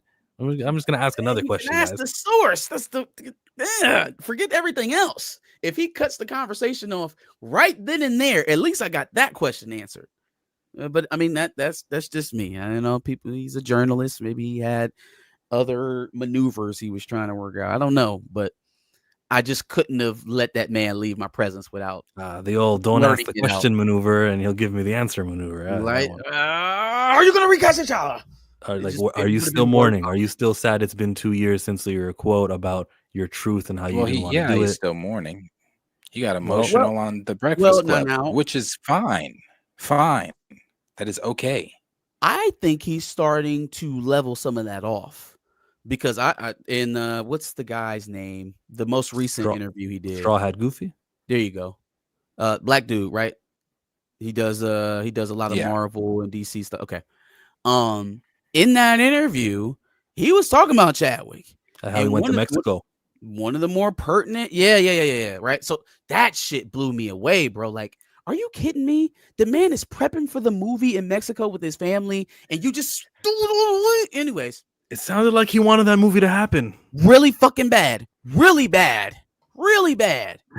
Anywho, one of the most pertinent things that came out of that discussion, he talking about, it was another individual he named. He was like, yeah, that's my dude, Mike. And I've known him since I was a kid. I only knew Chadwick for a brief moment in time. I'm like, son of a bitch. Yes, absolutely. Yes. We know. That's why you didn't know about the sickness, bro. Act like it, bro. God. Now that's how, but that's how magnificent Chadwick was as a person, that he left this much of an impact in the significant time. So, right. And I agree with that. But at the same time, as I've said many times when talking about the cast and crew and Marvel grieving Chadwick, none of you knew he was even sick. So how much can you really say how close you were to him? How big of an I can't speak on the impact he had on your life, but just how well friends you were or anything like that. Like it's again, it's strange. It's strange. But I saw a post on Facebook from I don't remember who the YouTubers were. I wish I could. Not Facebook, sorry, Instagram. Where they were talking about some Black podcasters. They were talking about all the Marvel Black projects that are just cut and that aren't happening or have been shelved and what's going on and things like that. The conversations we have all the time, but it was just refreshing to see another Black group having that conversation, because I was like, yeah. So we're not the only, it's not just our group, our community that's seeing this. It is other Black folks that are seeing this too. So I don't know. Again, I'm patiently waiting, and and this is the last thing I'm saying, I'm done. Patiently waiting. I'm still going to see Doomsday, but I will tell you, like, one of the reasons I haven't really been talking about Doomsday, talking about any of that stuff, like, is because I'm still excited to see it, but my excitement isn't over the top, and I don't want to make it sound like because my guy's not in the movie. Well, my guy's not in the movie, but also because you're choosing not to put him in the movie with selfishness and and all that type of shit and stuff like that. So it's like I'm excited for it, but at the same time I'm like, bro, yeah, okay. I want to see the Black guys. I want to see the Black characters. I do. I'm sorry. I want to see the Black characters. Yeah. So in the leads, and imagine if there was a Blade movie and a Storm movie and Falcon and things were being, Photon got her own film. But look, you said something about those Instagram people. We steer conversation. When myself and Fatal J orchestrated that trending day thing, that YouTuber deleted villain all of a sudden had a YouTube video talking about T'Challa and how, this is funny, they're not recasting. And then he definitely made sure to talk about T'Challa in a negative light. Now we don't want give him a son version. And I was like, good, that message is coming across. Because of what I did and because of the conversations we've had and like the practice that we've had talking about it, we got deleted villain to do it to his audience, who would rather listen to Drake and Kendrick Lamar beef updates, but they got to see recast T'Challa, a few thousand of them. We're making our ways onto the Instagram pages, and some of our work is meaningful, and it feels like it's not sometimes. And I'm very deprecating. Is that what's the word, Marcus? Self-deprecating. You're not even listening to me. Self-deprecating, I think it is. Deprecating, yeah. Deprecating. Yeah. Like I'll be like, I'm down on myself, and I'm not giving myself the achievements that I deserve. Right? Mm-hmm. That's self-deprecating. But still, there's people talking about it, bro. There's people. It's clicking. Maybe the more times we say the word T'Challa, the more people remember that in the fandom. Like, he's not Peter Parker. He's T'Challa. It's like a foreign name. You can't even remember. I'm trying to remember all these names on Ianu Child of Wonder because they're all so foreign. We've been saying T'Challa so much and using it on Twitter that now people actually know who exactly T'Challa is. This was a very fruitful 2 years, and every word every comment, every reply that we do, every retweet, everything that we do on YouTube comment sections, except for on New Rockstars, because you can't type the word T'Challa unless you spell it incorrectly with one L, then they'll let you pass. But it's a blocked search term. It's a blocked term. All of our work is bullied Eric Voss into muting T'Challa on the comments. That's crazy. We got to talk to Jessica Clemens. We got to get to her. She'll be like, hey, Eric, what's going on here? I told y'all we were already winning the messaging war when Shannon Sharp, when Uncle Shay Shay asked Ryan Coogler to be the next T'Challa. We're winning the messaging war. Now, the next one is to convince them that it's going to affect their bottom line if they don't pay up. But they've already decided. It's the only thing. I don't think they've already decided. Darius Source said that at Comic-Con, so long as it doesn't leak, we're going to get news. And sometimes things leak, and then, did you see what happened? I'm going to change the subject for a second. Jeff Snyder said this woman, this Oscar-winning woman, or her name was like Mickey something, she has been reached out from Star Wars. A couple hours later, the same day, Variety said she will not be playing the Star Wars character. And they basically just did that to decredit Jeff Snyder. But then Jeff Snyder came back and said, guys, I only said it was a rumor. I didn't actually read it. And that's called, in the journalistic, that's called phishing or something. There was a term for it, right? You can do that to make them respond to it. And he was sounding like, yeah, I know I got it wrong, but I kind of got it wrong on purpose. And I'm buying what he was selling. Like, I don't know if that makes me a Jeff Snyder fanboy or anything, but because he's been so accurate with news and so plentiful with it, I'm like, oh, you probably did do that on purpose. You reported the Star Wars just to elicit a reaction. Elicit the reaction. So I believe Darius when he says, I cannot believe, but there's something there when his source says Comic-Con will have the T'Challa actor come back unless it gets leaked out and the trades ruin it. That'd be crazy. I mean, it would literally shut down the internet. It would be the biggest Comic-Con ever. And to have that followed up behind Doctor Doom, it would instantly change my expectations for Doomsday. Instantly. Call it bias, call it what you want, but I would be 100% bought in, and I would probably spend a good 3 to 4 days a week until the movie came out theorizing about how it was all going to go down. I can guarantee it. I would milk my channel for everything it's worth in terms of content around theorizing for Doomsday. Guaranteed. 3 months away. Somewhere in this 3 months, we're doing a trending day. I haven't decided when. I'll talk to Fatal J about it. Marcus. Yes, sir. Was that a Charles Barkley guarantee? Guarantee. I'm gonna miss them.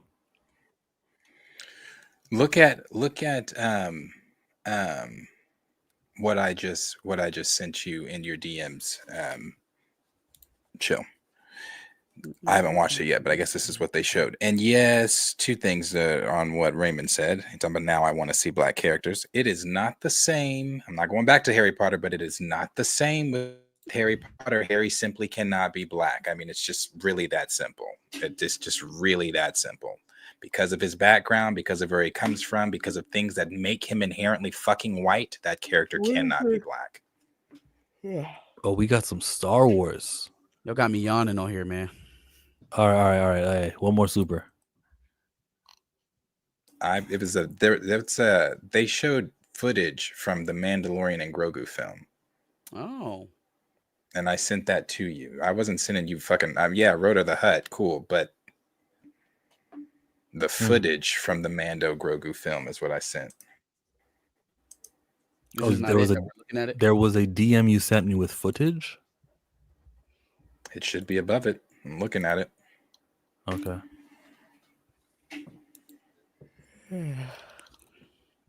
Should I play it? No, I'm not playing it. Yeah, if they strike it, I'll trim it out. I think this is one of those where they strike it, it's a real strike. I'm not going to risk it. Are you sure? Put it in the Pantheon thing so I can see it. I'll give you a screenshot of it, a still shot of it. Here. It's a whole bunch of people who are bad guys, the stormtroopers, and it's about a 2 minute, 14 seconds. Troopers. Snow trooper? Those are snow troopers. Excuse me. Should I play it? Don't play it. No, not if you in your gut think that they're gonna strike us like that. Yeah, it's a big one. I think we just gotta wait a day, and that footage will be public. Usually, that's how it works. What is it from? It's from Celebration. It is a 2 minute and 14 second clip. They are showing a shit ton. I see ats. Yeah, this is a trailer, bro. In 2026, and they don't have a date. It just says 2026. Really hope this movie isn't trash. Opening action scene, that opening action scene with Mando and those snow troopers. That shit was when Star Wars fucking Star Wars. It's good. Can I say something that this is not Star Wars? This angle and this, I'll play it, but like, look. That presentation of the words coming from the bottom of the screen up on an angle that's never been. We do opening crawls here at Star Wars, but that We do opening crawls for movies that are 1, 2, 3, 4, 5, 6, 7, 8, 9, 10. Yeah, for the episodes, Yeah. not just every If willy-nilly. you are Star getting a Wars side content. thing, yeah, you don't get an opening crawl. So then are you welcome to this title appearing on the screen from the bottom left? Because I'm not. I think it's weird. Am I being too like picky with it? Maybe sometimes I am. I'm prone to do that here on this channel a lot of times. I'm fine with it just because Rogue One opens literally like boom, like that's how it opens and you're there. Like there's nothing. At least with this, they gave you a logo for them. Yup. I don't even Where we remember going? how the terrible Solo movie opens. I think we have one more super in that, which should be. Let's make this money.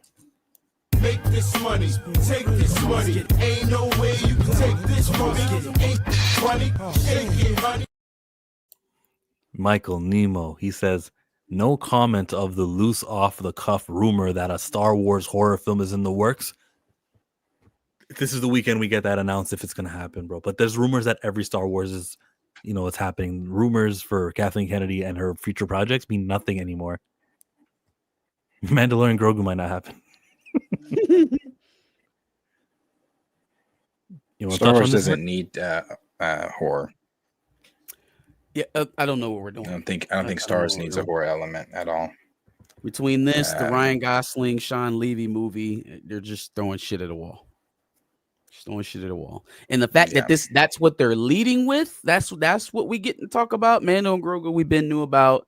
Sean Levy is the new, or Sean Levy and Gosling are the new kids on the block. Got a Star Wars horror film in the bucket. I don't think they have any rotor here. I don't think they have any type of direction. They're out to sea without a paddle. This is how it works. Bob Iger says, Kathy, your movies are too expensive. She goes, you know what's not expensive? Horror. Let's do a horror movie. You don't. So what are, before we get out of here, what is our bet on a Daisy Field weekend? Yeah, Daisy. I don't think she's there. No, fuck no. I don't think. Oh, really? I think the Civil War and Lucasfilm has held some of that shit at bay. I think if they were going full on Daisy Ridley, I don't even think they wait. That's just me. But I think we would have heard something. First of all, if she comes out, what we should be getting is footage, right? Or details about a plot or concept art or costume. They gave footage for Grogu Mando. Right, for Grogu Mando. Something that we know is moving along. Hold on. But her next film, because remember, Levy's film is 5 years after The Rise of Skywalker. So it is technically its episode 10. Did you see the thing? It said not a sequel, not a prequel, a new adventure. Oh, did it say not a sequel? What is okay? Yeah, but it's still 5. It's still 5 years after The Rise of Skywalker. Why mention The Rise of Skywalker then? Why even tell us that, oh, hey, this is 5 years after an event in the Skywalker saga? Future project. It lets you know what time period it's happening. I don't think, first of all, you can't announce it's not a sequel and then bounce off of damn Rey and bounce off of Rey Palpatine. You know? Yeah, but if the story's not around Rey. Right, that's what I'm saying. It's probably not going to have anything to do with her. Not if he goes to her, if she's building this new little Jedi temple, or whatever. I'm not saying that she's heavy in it, but maybe. Then it doesn't matter how good the movie is. I'm out regardless. If she's building a new Jedi, that's what they're doing though. She's building the Jedi temple. Okay, that's what she set out to do. That's what I feel like. You're half the information. Also, we don't know if Levy's movie is going to play into that at all. We just know it's happening 5 years after her. We don't know if he's going to run into her whatsoever. And if I'm Sean Levy and I have this pocket in the middle of the Lucasfilm downfall to create my own standalone project that could be successful away from the other Star Wars reputation, I'm doing that. I'm not hitching myself to the Rey train to kiss Kathleen Kennedy's butt. I'm just not doing it. The Rey train. I Before think we it's going to go, be I think it's going to be a contained story that's going to be centered around Gosling. But I do think at some point in that film, I don't know if it's at the end and she's doing like when at the end of episode 8 when she's holding, or I'm sorry, episode fucking 7, she's holding the lightsaber up, and then Luke turns around, and we were left on that wild cliffhanger. Maybe that's what happens. Maybe she turns around and he's like, "Who are you?" I'm Rey Skywalker. The fuck Roll you clips. are? Who gave you that name? And then you see Kathleen and everybody else's names, and feels like Star Wars again. Lucasfilm's back, baby. Nah. You don't think so? Daisy Ridley is in the Philippines filming her new movie. In theory, let's say she could get on a plane to Tokyo. It is closer than London to LA, but she isn't number one in the call sheet, so it happens is unlikely. No, not being number one on the call sheet means she doesn't have do? scenes to film today. So it's more likely she'll be there. Hey, give me one day. Guys, on this one day, I gotta leave set to do my Star Wars obligations. You're not using me on this scene. Yeah, we're not. You're not on the call sheet. You're like number 7 on the call sheet or whatever. So even if she does have a lot to film that day, even if she can't make it, it's fine. Because Kathleen's gonna be on stage with her microphone, and she's gonna say, "All right, and you know what we have for everybody who joined us all the way from the Philippines to talk to you about episodes 10, 11, and 12. Rey Skywalker." And then she's gonna come on the screen. Yep. So 2 years after she gets announced that they're coming back to make a project on her, they're gonna pull her up on a fucking Zoom at Star Wars Celebration, and that's what's telling you the movie's actually getting made. It's still coming. Look, guys, we virtualed her in. She's shooting another movie right now, but she was nice enough to get on the call. Hey, I'm telling you, what other direction? I mean, there's many directions they could go, but in their minds, what other direction do you go with your Obi-Wan?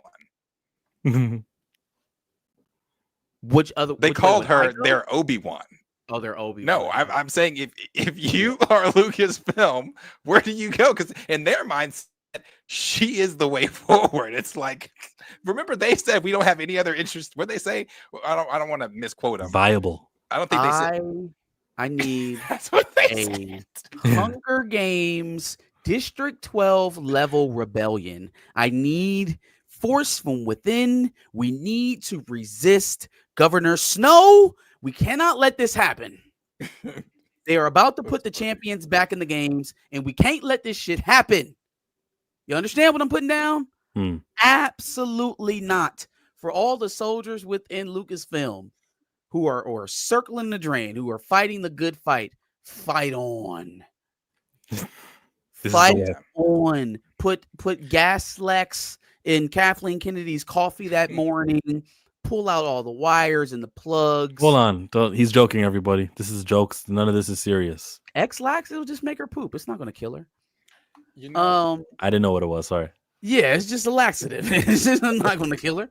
I think Theory's movies is going to change the game because it's going to show. Now, granted, unless you have millions and millions like that to kind of throw towards a project to give it the quality that people are wanting to see, but I think it changes because it shows again. You as a fan can literally make the story you want to make with the franchise that you feel is failing you. He's literally, he's doing it. He should release it on Twitter. He's got the money only to do it, and when he releases it on YouTube, they're gonna do some sort of trademark, or they'll do something to make it not. You know how you can play with a video, right? If you deplatform it in the first day, and then it'll go back up after they solve everything after like 24 hours, and that watch time will dip because the momentum will be affected. He should release it on Twitter where that problem is not going to exist. You think that Lucasfilm would do some nefarious shit after giving him permission? They did the first time, didn't they? They said that the music was a problem. They did, didn't they? They did, didn't they? And that was before Pablo Hidalgo and him crying. So this is it. Now he's friends with Geeks and Gamers, and he does videos about John Boyega is calling the fans racist. And yeah, I don't think Star Wars Theory is going to ever get back on there again. I hate when he taps in on the racist Star Wars fan conversation because he's coming at it from the typical white male perspective. He's like, "Well, we have Mace Windu, we have Lando. There's no Nick, stop. That is that is crazy. I can see through that manila veneer. Like it there's black in you somewhere. Act like Somewhere. it. Stand up. Jesus. Did you just name the 3 black men in the entire Star Wars universe and use that as a justification for not being racist? Haley Steinfeld would never. Like, fam, did you run in here and say you have 3 black fins and that's why you're not racist? Right. I voted Obama. I'm friends with Lando and Mace and Finn. So how could I be racist? Get your ass on. It's crazy. It is crazy. All right, Pantheon streamers and Timeout. viewers. We got a timeout. late game edition. We got one more.